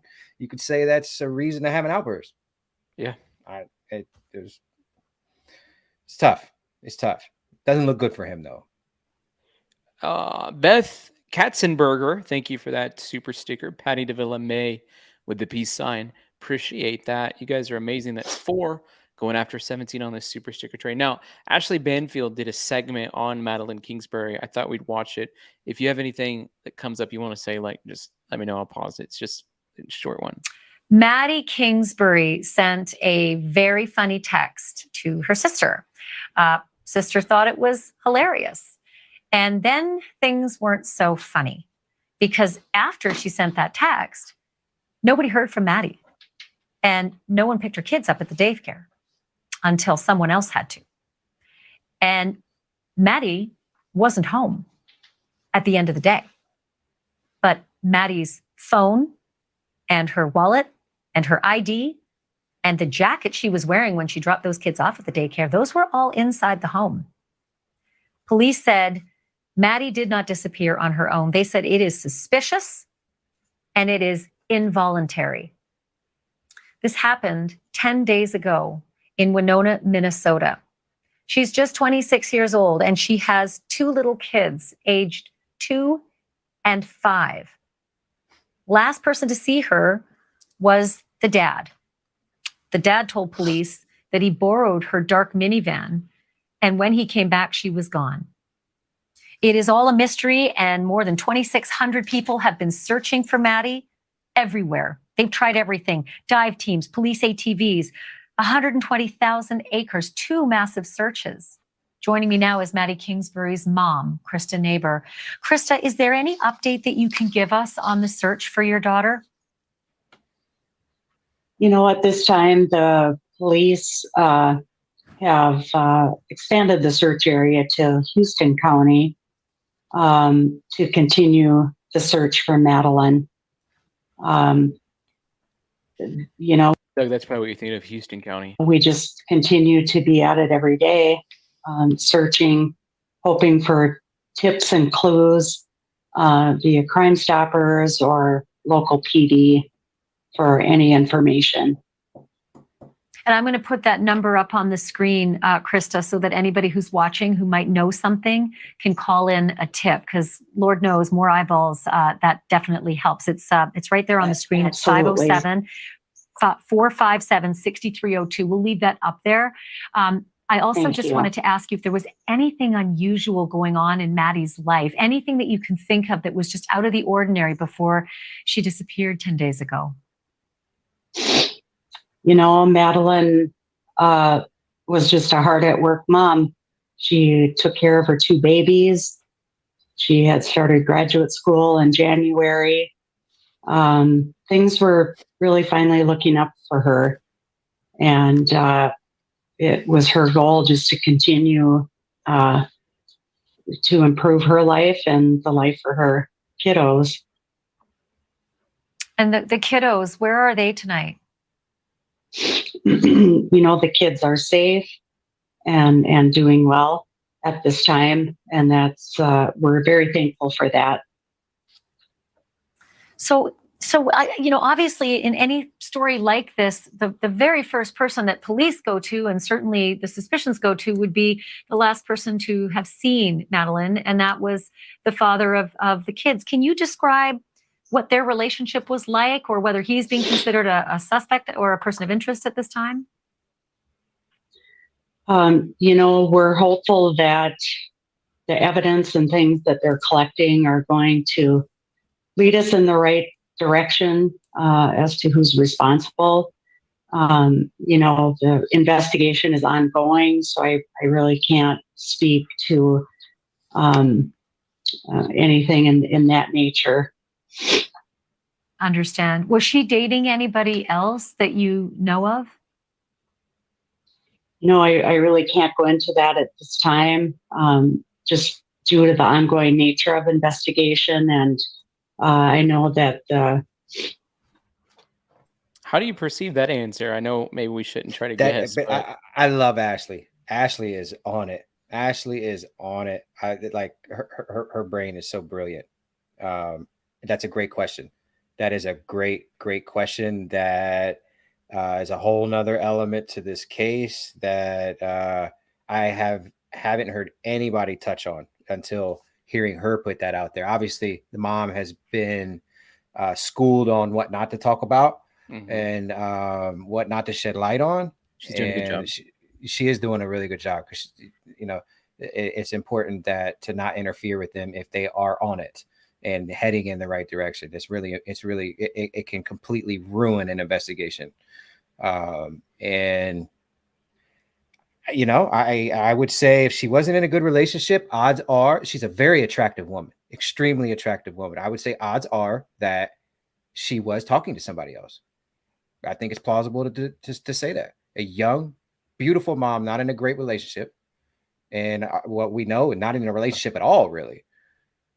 You know, we all want to be loved, we all want to be cared, and you know, nobody really wants to be lonely. And it is 2023. It's so easy to get a date, and it's so, you know, communication is like it's never been before. So I think it's plausible to believe she was talking to somebody else. And that's going to be difficult whenever you're living in the home with your ex. Yeah. Did It's he almost come home and interrupt something? Two persons of interest in one way. Right. Yeah. But you know, him right now, him being the last person to see her and also being the closest to her are two main investigative practices that make him the number one suspect. Unless hypothetically she was dating someone else and they were also at the house. Yes. And if they've confirmed that, then that's I think if that was the case, we would have heard more about this, you know. Definitely. And then you have a window of just a couple of hours that this had to have happened in. Yep. Weird. Okay, let's keep watching. I thought that was an interesting question. Well, more than the question, the answer was interesting because it would have Yeah, been 'cause no. she dodged it. She dodged it. She didn't kill it. Yep, Yeah. It's not about what she said, it's about what she didn't say, exactly. you know? Police department and surrounding communities are working very hard at helping pull together everything possible in order to find Madeline. Krista, I'm just going to read that tip line again. It's 507 457 6302. I'll also remind our viewers that there is a $50,000 reward for information leading to Madeline's discovery. One quick last question, Krista, and that is the minivan. She had this dark blue minivan, and it was seen driving along a county road nearby between 10:30 a.m. and 1:30 p.m. Was anyone able to see who was driving it? Is there any clue that minivan might yield? So far there's a lot of evidence and She's thinking about information how we to use her don't words. have yet. Yeah, her looking away and blinking like that, she's thinking about how to correctly answer that. Yeah. Yep. Because I know that's something that really has my interest in this case, is the fact that they will not say who they believe was driving the van. Right. That's another thing. I mean, there's a couple of interesting pieces of information here.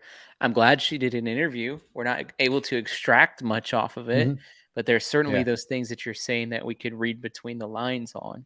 The mom has been very active on social media pushing this, is spreading awareness for it. Bless her heart. It makes me, wish all these cases that there was a level of personal relationship that I could have with them, even just to pray for them personally, because I believe it makes a huge difference when you can feel strength from a different source. It actually shifts the atmosphere, and that she's doing well as far as you can tell. There's a strength and resilience inside of her, but she obviously has to be in the middle of one of the most difficult things any mother could ever go through. Yeah. No, nobody's prepared for that. She wants justice. She wants Amy justice. Heights, thank you so much. Mama Penny, appreciate that. Thank you guys for hopping aboard that super sticker train. I forgot what number we're on, to be honest, but I think we still have some more room to go. We'd love to have you help us out and support us if you're able to. Ashley Banfield, definitely, man, sometimes I feel like her questions are too strong, but as far as from a journalistic standpoint, she does. Yeah. She puts herself out there in a way that's going to try to get down to the bottom of something. And she's prime time for a reason, and she's got so much experience with the key elements and also catching people in lies. Like she's an artist that she's caught so many people in cases in lies on her show and pulled evidence out of people that didn't even exist prior to her interviewing them. Yeah. So she, I mean, this is obviously mom, but so she's very skilled at, asking the right questions when it matters, because it does matter. She may be sitting there, this is her job, but also she's trying to help. She cares. News Nation in general, the News Nation network is doing a really, really good job with the missing persons unit that they have now. They're pretty much the only network that's dedicating time and energy and resources to it. Yeah, people get on there and try to trash News Nation sometimes. I'm like, don't even go there with me, because they're actually an entire network that's dedicating entire parts of their labor force to getting down to the bottoms of these cases that we care about. And one of the things that they're able to do that, for example, I'm not able to do, is apply resources to cases to get information that I would never be able to, because I don't have those kinds of resources, but they allow us to use it. That's another thing too that I appreciate about them. It's like, we play this video, they don't strike my channel, and they don't take the ad revenue from it. Not that there's much ad revenue, but other news networks or even the local news will play their video. They'll come after me. They'll demand I take the video down. They'll like in the Kylie Rodney case, the local news there, every time we play one of those videos, they would get all of the ad revenue from the videos. Yeah. This News Nation is great because they're brilliant on marketing. They understand by you showing this, it's not going to affect them one little bit. And Yep. also, it's only going to help them. It's only going to help them. It's their image, it's their footage. Nobody's confusing you in this. Like it's represented in the way it is. It's very well labeled, and they understand it, which is one of why they're one of the fastest growing networks and most aggressive out there. Them, Law and Crime, and obviously the Dan Abrams network, and they're on it. They are on it. A lot of people don't realize that Long Crime Network and News Nation are actually the same owner, Yeah, which I think they're very closely affiliated and linked. Dan Abrams has done a great job. Shout out to Dan Abrams. Dan Abrams Media is they're killing it right now. They are one of the most aggressive and fastest pace growing networks out there. Well, they understand the internet too. I appreciate that about them. They just worked their way up to becoming their own full-time 24-hour channel. Yeah. Within the last couple of weeks. Yeah. It's huge. Yep. It's great. Darcy, thank you so much for that super sticker. Really appreciate that. Doctora Latina says, just because a young woman's young and attractive doesn't mean that we choose an extramarital relationship. Many of us choose our children over dating. Great point. Yeah. It's a good point. Gail said, exactly, Doctora Latina. A says, I agree, Doctora Latina. Amy Height says she loves Dan. Yeah, Dan is great. Dan's always been very welcoming, and Ashley's been always welcoming and having me on there whenever I'm dealing with a case that has headlines. And they just want to help. They, as much as they want to push a story, they want to help. They care. I love that. Yeah, I love those people. Well, I think that's all the cases that I have, Doug. I don't know if there's any others that you want me to bring up. I know you have a website that's full of cases. I don't know the details on them. I'll put it up, United Search Corps. I'll put it in the chat too for people that are interested. But you are actually putting on here cases as they come along. These people were found safe. Madeline Kingsbury, the one we're talking about. Jasmine Moody, you have a little paragraph about what's going on. Kyron Horman. Let's talk about Kyron. Okay. Let's talk about Kyron Horman's case. Vanished from a Skyline Elementary School here, right outside of Portland, Oregon. All evidence points towards the stepmom, and it's really devastating evidence in this case. Authorities, have gotten a really, really bad tag put on them from what they did and didn't do in that case. Mom has been relentless in spreading awareness for Kyron's disappearance. And if you guys take the time to go into the details of this case, it is going to blow your mind, and is going to you won't be able to sleep knowing that the evidence against the people that are suspected in his disappearance are still walking freely. And I don't say that lightly. Like this is really probably one of the most controversial missing persons cases in America right now, considering the evidence against the people that are suspected, and it's legitimate evidence. I'm not gonna get into it. It's so much to get into, but please take your time, go in and check this young man's case out. There's so much to read. Go to Kyron Horman Soldiers missing persons page. There's so much evidence that the mom has laid out, other investigators have been through, and we're talking about people that have been hired to kill. Yeah, I mean, you name it. Like there's some pretty dark stuff surrounding this young man's disappearance, and this case is never going to leave my mind and my heart. I know This is a case that dates all the way back to 2010. Am I correct? Yes, correct. It's 13 years old, and just vanished from a science fair at his elementary school, supposedly. And, you know, if you look at the evidence, you're going to believe that the stepmom actually did something to this young boy, some really sick individuals.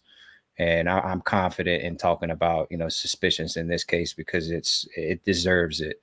There can never be enough. And I mean, my heart goes out to the mom on this case. Like she has never stopped.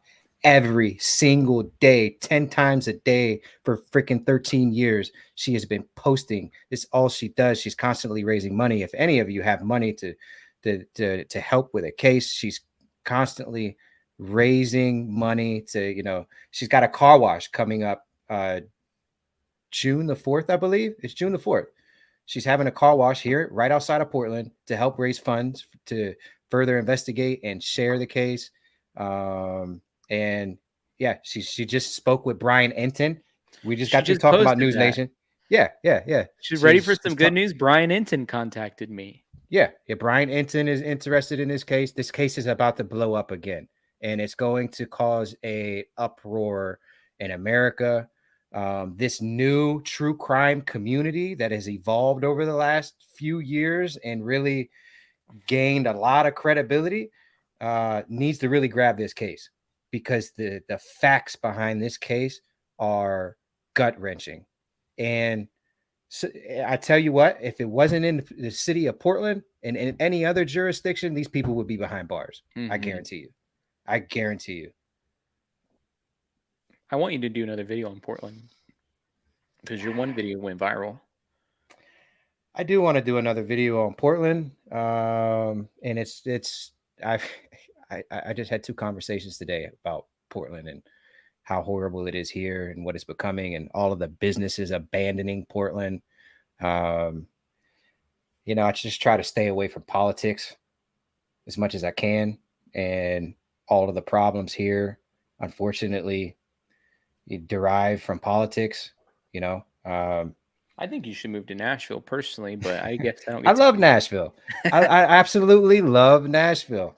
Nashville, the community there is great. You're there. Exactly. The vibe there is amazing. It's trendy. It's not like a lot of people think it is. It's far from what people think it is and what it used to be. It is changing. You know, my buddy Ryan Upchurch is there. You know, Creek Squad is there. Yep. And you know, all the other amazing people. It's really, really welcoming there. It's easygoing. Everybody just has a vibe of love there. Really, really. It's special. I like the air there. This would be a good case to get into. You came to Nashville. We hung out. We had a lot of fun. I think it's a great city. Patty Davila, thank you for that super sticker. Doctora Latina says, Doug, if we give to your fundraiser page, which by the way is pinned in the chat, is that tax deductible or do you have a direct link to make charitable donations? I believe, now I am pretty sure that our board has the fundraiser set up so that you automatically get a tax deductible receipt. If for whatever reason that didn't get done, which I'm sure it has, because I know some people that have made some sizable donations to help us out and they've received that. All you have to do is go to our website, unitedsearchcorps.org, and donate directly to the website. And it is triggered. It'll give you that. It'll give you our FEIN, our tax, all the tax related information that you need to get that tax refund. Yes. 100%. We are 501c3 nonprofit approved by the federal government, and you will get that receipt. If you don't get it directly through there, you just email us, but it's set up automatically to do that. It's great. If you guys, but it's crazy. They got Chiron up here, and the Missing in America is a whole new thing that they're putting out there that's just come out, and Brian Enton is taking the lead on it right now, and this is just developed over the next few days, and he's got a case on his hands. He's probably got the next big, most controversial case out there that is going to stir a lot. It's just, well, one of the things it sucks for mom. I'm gonna put it out there. It sucks for the mom because this took place in Portland. Had this been anywhere else, these people would be in jail. Well, that's And what I was gonna it say. Like, the yeah, thing that I hate so much is just the lawlessness and depravity we've allowed to take place in certain parts of our city for the sake of inclusion, certain parts of our country for the sake of inclusion. And there's actual victims on the other side of the wake of destruction that's being left. There's a reason why mega multinational companies are pulling out of even having storefronts there. And then yeah. you look at this case of this boy who went literally missing with 17 pieces of evidence or more pointing towards the a probable cause of a guilty party, and because of the way that the political infrastructure is, there's not able to have anything meaningful move forward. I'm super frustrated about it. You know, Right, the I would say I was righteously angry is the way I yeah, would say yeah. it. It's got me worked up because I know firsthand what this case has done to this community, and um, this Brian Enton getting a hold of this case could mean this case being solved and justice happening. It could literally be the difference maker. It could, because he has the power to force certain things to happen. And you know, if the heat gets put in the right place long enough, you know, you can spur some action where there normally wouldn't be action. And that's what's needed in this case for sure. It is a horrible rabbit hole, and I'm so happy that mom is getting the attention that she needs in this case for sure. Let's just read what her mom posted on Facebook. Child murderers missing Kyron Horman. Terry Horman Vasquez had her lover Dee Dee Speicher kill her stepson for her. Dee Dee Speicher killed Kyron for her lover Terry Horman Vasquez. Mom put a billboard up. I promise I will find you. I will never stop. Love, Mama. It's heartbreaking on Mother's Day to be looking at this. And then she put down here, I live in Clear Lake, California. Ask me where Kyron is. I know. This one says, I live in Klamath Falls, Oregon. Ask me where Kyron is. I know. And those are suspects. So you know, she's put heat on these individuals, um, big time for the last 13 years. She has caused them to uproot their lives wherever they move, rightfully so. And um, yeah, yeah, I'm just at a loss for words on this one because I want to say certain things that are just not. Yeah, I just try not to get out of my character too much. The more you stream, I, the more you stream, the less you're not able to just like share your true emotions about everything. yeah, Like, yeah, yeah. This is a rare case because this is justified. You know, we just talked about cases where there was suspicions, possible suspicions, and talked through them and gave, you know, legitimacies to why they might be red flags and all this. This is the next level. This is not the same in the cases we just went through. Those people we talked about in the last few cases, they may or may not be suspects, but they're suspicious. This here is beyond suspicion. This right here would be so much circumstantial evidence that in a court of law could be absolutely used. And you don't need a body. You don't need a body when there's this much circumstantial evidence, and uh, the actions of these individuals before he went missing and after he went missing are damning. Like they are. well, tell me about some of the details. Uh, I don't. I don't know if we can really dig into it without like really. I I don't know.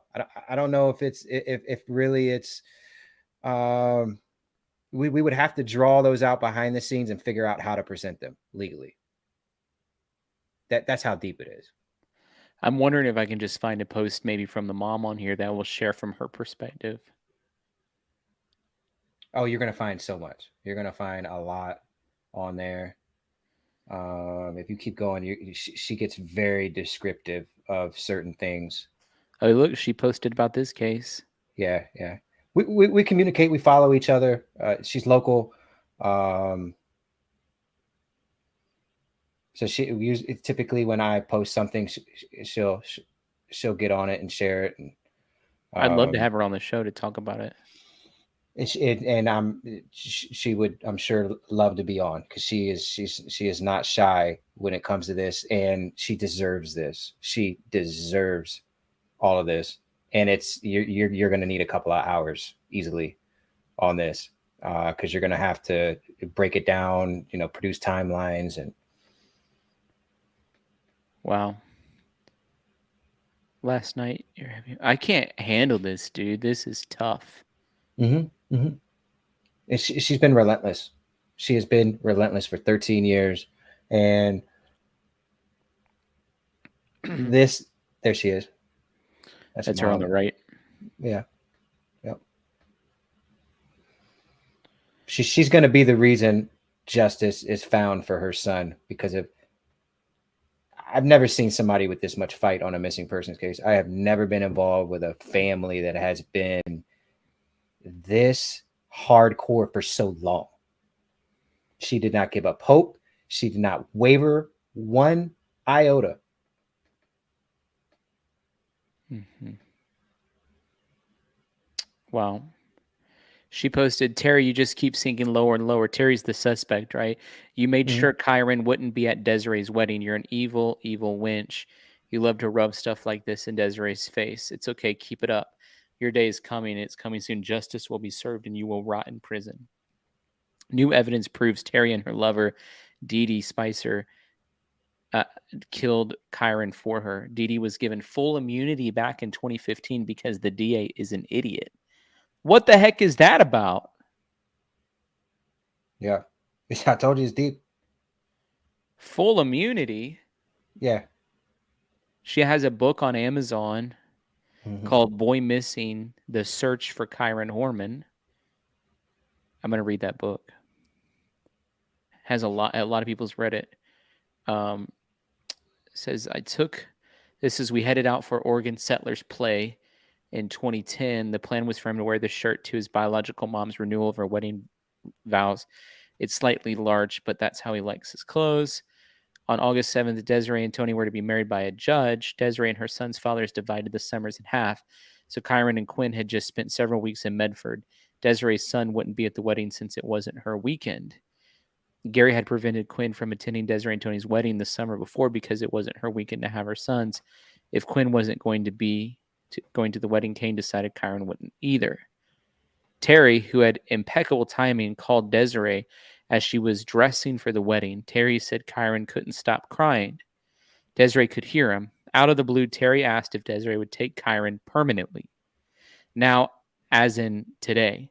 Of course, Desiree said. She talked to Kyron and said she would be up to get him. She and Tony made plans to drive up immediately. They were elated. But when Kane, who was out of town on business, learned of Terry's offer, he said a firm no. Kyron was supposed to walk her down the aisle. There hadn't been an aisle the summer before when Desiree and Tony were married in a courtroom by a friend. They were going to have a real wedding this August. It had been in the works for months. Kyron was excited. This time it'd be on a weekend. Help me understand. Except Kyron was missing. So help me understand the situation a little bit, because how is he with a mom that's a lesbian that's his stepmom? There's a lot to that in regards to mom and dad and the separation, and then her and her relationship being, causing a lot of animosity and wanting to harm the other to get back at the other. It's a lot of tit for tat, some really dark, twisted tit for tat stuff. And he was last seen at the elementary school at a science fair. He was wearing a CSI t-shirt when he went missing. With a handprint on it. Yeah. Yeah. Golly. I mean, science fair. He was a really brilliant young man. This school, Skyline Elementary School, sits on the, I guess you would say, up in the West Hills of Portland. It's not really in the city. It's out in a suburb. Compared to the city, it's a sort of rural area. It's a wooded area, very wealthy area nowadays. And he left with somebody he knew. you know, somebody he knew took him. How did the person get full immunity in 2015? I don't know the details behind that, so I wouldn't be able to accurately talk about that. But I guess there's the details right there. No, this is from 2010. There's a lot to unpack this case. Mm-hmm. Dear golly. Hey, Jennifer, thank you so much for that super sticker. Regina Austin says, remember Oakley Snow, the 2-year-old girl who was last seen with the mom. That's another case. Mm-hmm. Thank you, Regina Austin, for that super chat and the reminder of that case. 6 more to go on our super sticker train. It'd be awesome if we get it in the next 6 minutes, because we are winding down on the stream today. Although I'll probably be up for like the next 2 hours researching this case that Doug put in our mind, all of our minds. Yeah. Here's an article. Terry Horman's ex-boyfriend alleges murder for hire plot in 1990. This was 20 years before he went missing. Detectives in Roseburg are investigating allegations of a murder for hire plot involving Terry Horman that occurred nearly 30 years ago, long before her stepson, Kyron Horman, disappeared.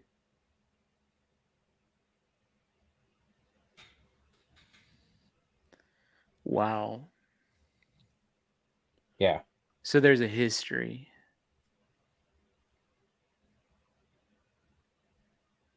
There's a history of hiring murderers. There's just some really a lot of stuff, a lot of different angles. Mom has been very, very, very adamant that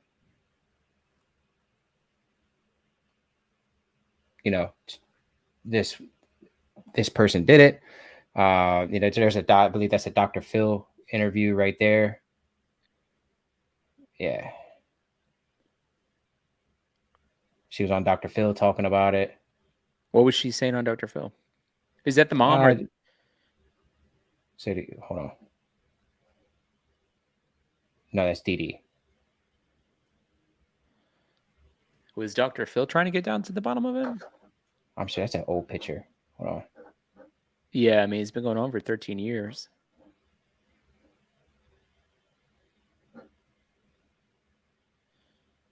I'm confused. This case, I need to see a family tree. Mm-hmm. It needs to be laid out. Lay all of these things. There's so much. That's why it's confusing to try to unpack it right here, all in front of this, because there's so much stuff that's out there, and it's horrible circumstantial evidence, things that went on behind the scenes in the relationships towards each other, and things, actions that they did after he disappeared, before he disappeared, and a really, really good timeline should be put up. So essentially, Terry Vasquez was dating or married to Kyron's biological father, but also had a lesbian lover. Is that the story? I believe that's correct. Yes.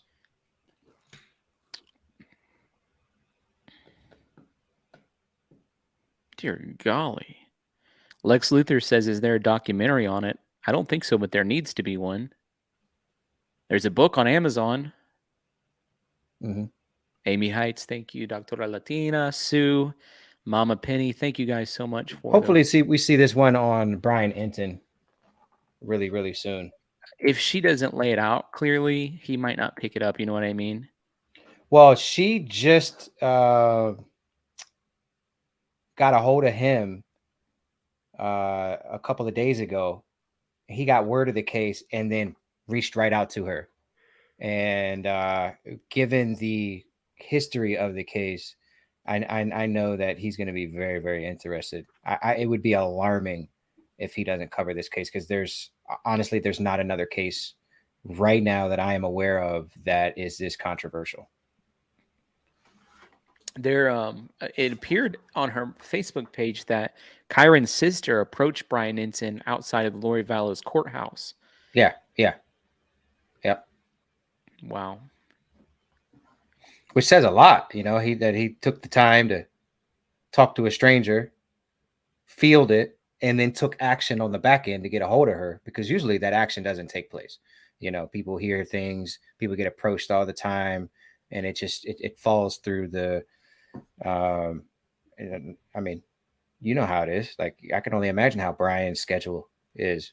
Nonstop. It's relentless. It's never ending for him when you're in that position on that level. And there's some substance there that for that phone call to even be made, and then for the phone call to be made, and then for mom to still feel like it's going to happen. Like, that's very promising, and I really, really hope it does. Yep. I did a search for Kyron when I was with the last search organization I was with briefly. There was some sightings that led us to believe that maybe we should be searching a nearby river and so forth, but we didn't come up with anything. It was really just a shot in the dark, which you never know what you're going to come up with. And also we also knew by doing that as well, we could help spread awareness for his case. And it needs to get back out there on the national level and in the true crime community, because that's where the real power is nowadays, because this didn't used to exist. When this young man went missing, what we're doing right here didn't exist. This is all new. This is all relatively new within the last couple of years, and it's changing the projection of cases. The It is thing that I putting hope that heat. you and I can do is change it where people are interested in cases that we talk about because they're important, not because they're being covered by the mainstream media, which it's like you and I were talking about a different case that I don't want to mention just yet, but there's another case that's ongoing that essentially the life was sucked out from anybody even talking about it because of the Brian Kohberger case, but yet it's really important to talk about. And so hopefully your YouTube channel, what you're doing at United Search, my YouTube channel, the stream we're doing today, we can do a better job of making sure there's eyeballs on, like Jolissa Fuentes. I covered that case because you asked me to, and I felt like it was real. They ended up having a different outcome, but it was potentially very important that that people would talk about it. At the time, we thought she was grabbed by human traffickers. I know we didn't, display that outright, because we were working with investigators. I was working with two different agencies on that case, so I was limited into certain things I could say, and I was working with the family directly. But at the time, we thought she was grabbed by human traffickers, and there was some really, really good evidence that led to that suspicion. Thankfully, I can't say that, man. I can't say thankfully that didn't happen. Because maybe if that would have happened, she'd still be with us. But yeah, regardless, it was a tragic accident in her scenario.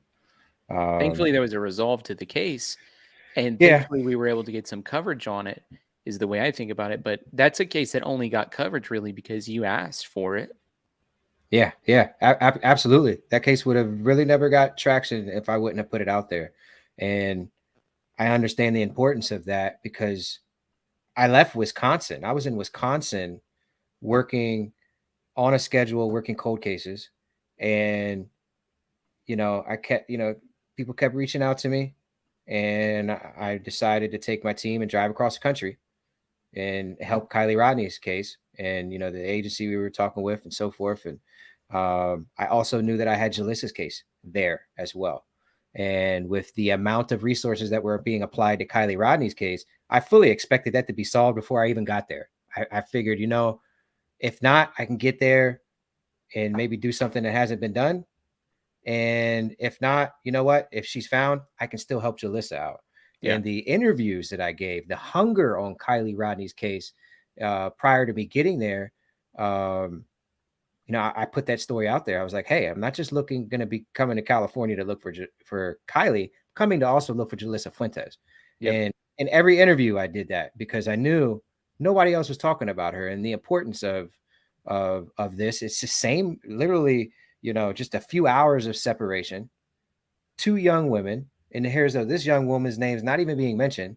And it's arguably because of her race. It was because of her race. And um, it's a really dark. It's dark. You know, I talk to detectives and I talk to media who agree that they are aware of that and that they push that, but yet, you know, it's Yep. how do you label that? How do you Right. label that? You know, because it's racist. Yep. It's flat out racist, Yep. right? It's flat out racist. I mean, it's an element. I was trying to think of it in ways like, okay, what is the reason why some of these cases catch on? And we can certainly say these are the characteristics of cases that catch on. What are some of the reasons why? And I didn't know if there's an element of some of the cases that people can relate to, that's why they catch on. And that's the only thing. That's the only like wholesome narrative I can come up with, right? Yeah. Like if the audience is majority white folks, they're likely going to be relating to cases that have their own race in it more than other cases. Mm-hmm. That's the Mm-hmm. only like wholesome narrative that I could come up with. But if that's the case, then the society as a whole needs to do a better job of practicing empathy. Because I certainly have no problem finding myself really interested and intertwined into a case that doesn't fit my demographic. I do it all the time, and I have no problem doing it. And I think that the society as a whole, if that is the reason, needs to do a better job of practicing empathy. We'd have a whole lot less problems. But I don't know the reason. We know the characteristics of cases that get a lot of attention. Typically, we've already said that: beautiful, young, white, female, and there's an element of mystery kind of attached to it. There's actually a couple of professional terms: missing white woman syndrome, damsel in distress. Those are all like textbook terms that surround the topic of what we're talking about right now. It's shocking that there's that big of a chasm between what gets covered and what doesn't. It's all comes down to what sells. What you just described is what sells. And what sells is that iconic picture, that iconic stereotype. And it boils down to race. So therefore it's racist.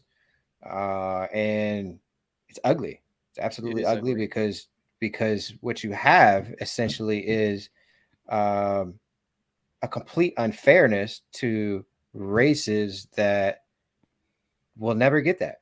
Yep. When is the last time a black person that went missing went viral? Yep. What's the last viral black person that went missing? You got to really think about that. I can't think of one. There's several that we've covered. You talk about white people, we can go on all day long. Yeah. Right off the top of your head, Gabby Petito, Kylie Rodney, on and on and on and on and on. But what are those are all they fit that stereotype. Yep. These are really controversial things that need to be talked about. They need to be broken. Those knives need to be broken, because there's like the Black and Missing Foundation that has been formed that helps try to shed light on Black communities that are missing their loved ones that get no help whatsoever.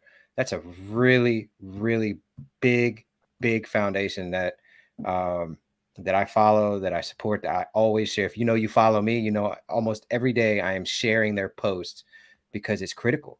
It's critical. I grew up in and around Washington, D.C., where I myself was a minority, a white person, a minority. So I grew up with majority Black communities, and so I'm very passionate about this topic, and it's ugly. It's absolutely ugly. It And boils same down thing. to money. You're exactly right. Same thing to Native Americans. The Native American community and the murdered, missing Indigenous women. The same type of dynamics, if not worse than the Black community. I think it's worse. And then when you want to go to Alaska, that's even worse. I think a woman in Alaska is 10 times more likely to get murdered than anywhere else on earth. Oh, Doctora Latina says the West brothers. That's maybe the last case. Mhm. What's the case of the boy in the north in the New England area and his dad is arrested over that? I mean, there's a couple of cases, but again, they're not viral like some of these other cases. Right, right. They might hit the national news, but we're Mhm. 6 months into Brian Kohberger talking about literally talking about Brian Kohberger every day in the Mhm. Idaho 4 for 6 months, and Yeah. we've never missed a beat. That doesn't happen in any other. It happened in Gabby Petito. It happened. It happened. Who's that pirate that was in court? Johnny Depp. Happens Mhm. with Johnny Depp and Mhm. Amber Heard. Yeah. Yeah. Those are the cases that get a lot of attention. So I'm equally as frustrated as you. And somebody today left a comment on my channel saying I get mad all the time. I don't get mad all the time. It's called righteous anger. I mean, Yeah, it's frustrating. It is. It is. It is. And behind the scenes, what it takes for you to do your investigation prior to talking on it, and then talking and interviewing people behind the scenes, dealing with missing persons cases is tough. mhm, It's grueling.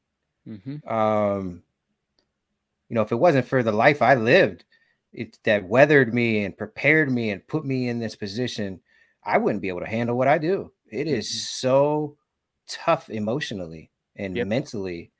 And the stuff that we're talking about is absolutely um it tugs at the deepest emotions. So it's really easy for somebody like you just described on the outside looking in to judge you for Mhm. being emotional when you're using your platform to spread the gospel and also to spread awareness for missing persons cases.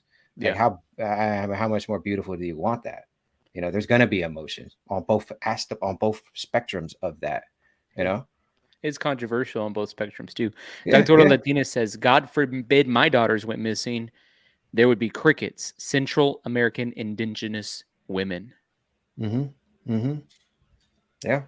Thank Yeah. you, Doctora Latina, for that super chat. I know it's unfortunate. I'm glad we're talking about The it, Doug. Latino community, that is one community that like never gets talked about. Never ever gets talked about. Yep. More so than the Black community and the Native Americans. Nobody talks about all of the Spanish people that go missing around the Texas border and in Mexico, and all of those different aspects. Literally, the southern Texas and northern Mexico are the most dangerous regions in the world right now, and so many people go missing. You want to talk about the trophy tree on the border and all of those deep dark things that twisted going on down there, and how literally like 80% of the women that come across the border have been sexually abused and Mhm. end up going missing, and all of the people that just end up getting murdered in and around the Spanish community because of Yep. how all those different aspects and dynamics that go on. It's tough. It's never ending with the level of injustices and unfairness, and dude, it's a rabbit hole. Mhm. So we talk about the resources that are applied are unfair, right? And the resources that are applied are, even when they're applied, they're controversial. Yep. Because the whole beginning of this, we were sitting there talking about, oh, when they are applied, they're not really applied the way they should be, and this and that. And I think it just comes down to just we need police forces like 10 times the size of what they really are, investigative forces 10 times the size of what they are to even begin to make an impact. And communications, I know a lot of one of the things that hurts in anything, on any relationship on any level, is communication. Yeah. Communication is key between the communities and police force. That's one of the biggest things that hurts the Native American communities, is trying to bridge the gap between tribes and law enforcement. Yeah. The lack of communication there, for the barrage of reasons, is really what hinders a lot of the missing indigenous cases from being solved or just helped in general. It's a lack of communication. And we're just talking about in the United States. not to mention what's happening around the globe. I think some of these cases are sickening around the world and could easily be solved or put to an end, the continuation of them, if there were more eyes and ears on them.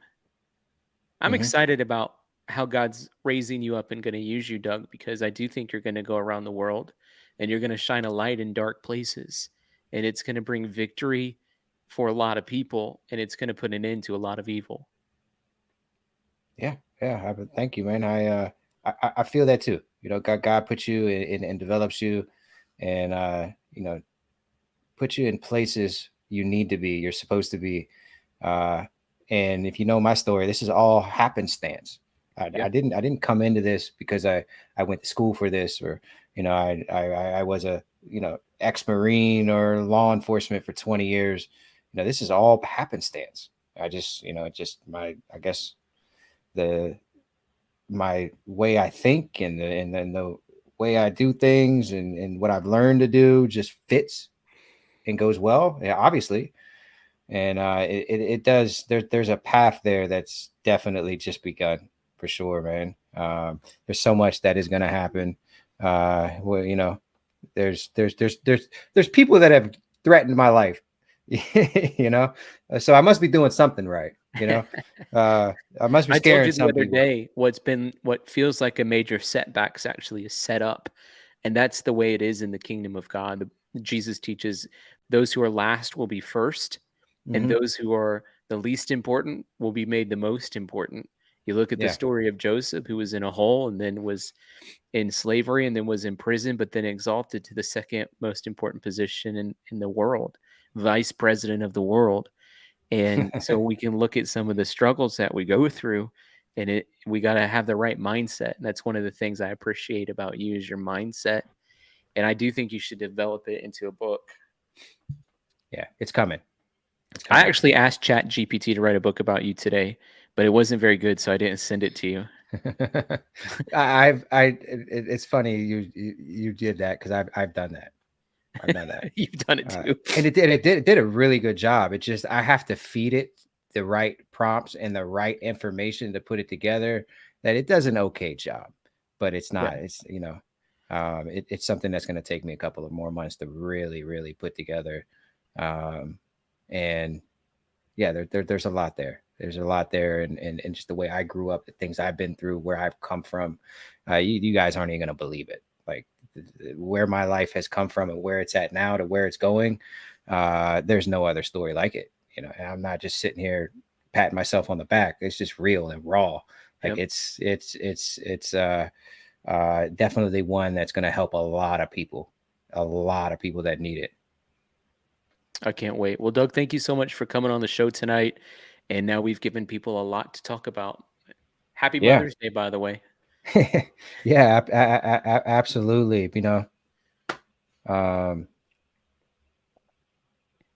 Happy Mother's Day. I'm sitting there looking at your picture you have here, and it's just so much emotion, Yep. and my heart goes. I wish I could just hug mom right now. Like, if you guys, anybody you that's watching this, go to this page that he has up here. Can you find the flyer with the car wash? This car wash is critical. I was at the car wash last year. I believe it's June 3rd, 4th. Yeah, June 3rd and 4th. It's a great way to go out and survive. I mean, not survive, but help support the ongoing investigating and the searching for Kyron. And they need all the support that they can get. Like, this is definitely going to help bring. Every dollar counts. This stuff is not cheap to search and investigate on these cases and to put pressure on certain people. Like this is there can never be enough money in a case like this, for Yep. sure. I mean, it takes hundreds and hundreds of thousands of dollars. People don't realize Easily, that. easily to be effective, unless unless it's like Gabby Petito or something that just spurs federal resources, just endless funds going to it. And hopefully Brian Enton can spur that. Hopefully Brian Enton can spur some federal pressure on the city of Portland to do what they should have done a decade ago, over a decade ago, hopefully. Well, I agree. Well, Share this young man's story, share Madeline's story. It's one of the best ways you can do to help any of these cases is to spread awareness. If their faces aren't being shared, nobody knows about them. And you just never know what somebody may know. Cases get solved because of a simple click of a share. And that's not an overstatement. Cases get solved because people see faces, people remember what they've seen in a case, and it's critical to spread awareness. It's a big tool. We have one of the most effective tools in social media, and social media, it has actually changed statistics. Like the missing persons cases and the way they're being solved are some of the best numbers that have ever existed. So social media is actually really drilling a hole into cleaning up missing persons cases. Big time. It's changing rapidly daily. And that's because awareness, the power of communication that we have nowadays, the access of it, the lightning speed of it is beautiful. It's absolutely beautiful. So I agree. So there's the scan. I also want to encourage you guys to go to Doug's website. I put it in the chat several times, unitedsearchcorps.org.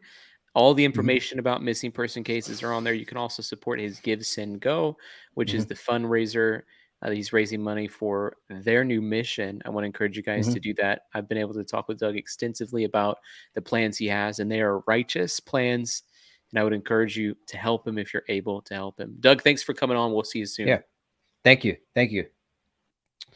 Well, that was awesome, guys. I'm going to take a second just as we're ending the stream tonight to pray for you. I also want to shout out a couple of these super stickers that came in.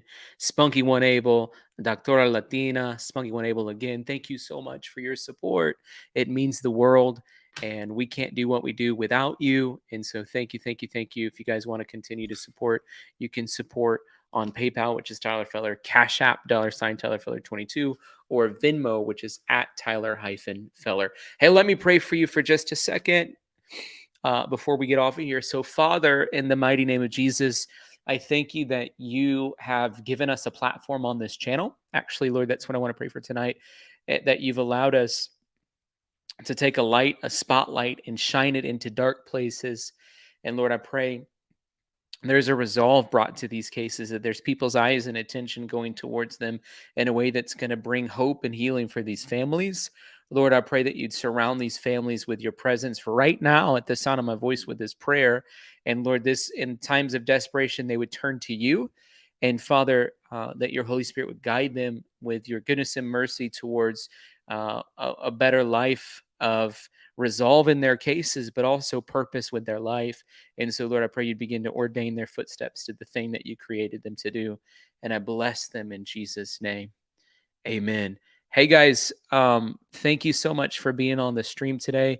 We don't normally have a Sunday stream. I wanted to do a Sunday stream, particularly for all of the moms that this is their family. And I'm talking about moms and mother figures, because we call it the Feller fam. And there are so many people who think of this thing that we do, this channel, your community here, as a part of your family. And I know how hard it can be sometimes on holidays not to be attached to your family. And so I just felt like from the Lord today, as I was praying, that I needed to do a stream tonight. Again, we don't typically stream on Sundays, but we were streaming today just because I know that there's some moms and mother figures out there who really needed this community tonight. We could have done a stream any day. We could have done this stream tomorrow. And so I wanted to do it today. And I felt like a lot of the topics that we were talking about were really important topics. So thank you guys so much for being on the stream, and love and appreciate you. Do me a favor, if you guys don't mind, send this video out, because I felt like there were so many nuggets of information in here tonight that were really important, that need to be out there, needs to be eyes and ears on this case. And so if you guys don't mind, send this out and begin to encourage some folks. Okay. All right, folks. Thank you so much. We will see you back very soon.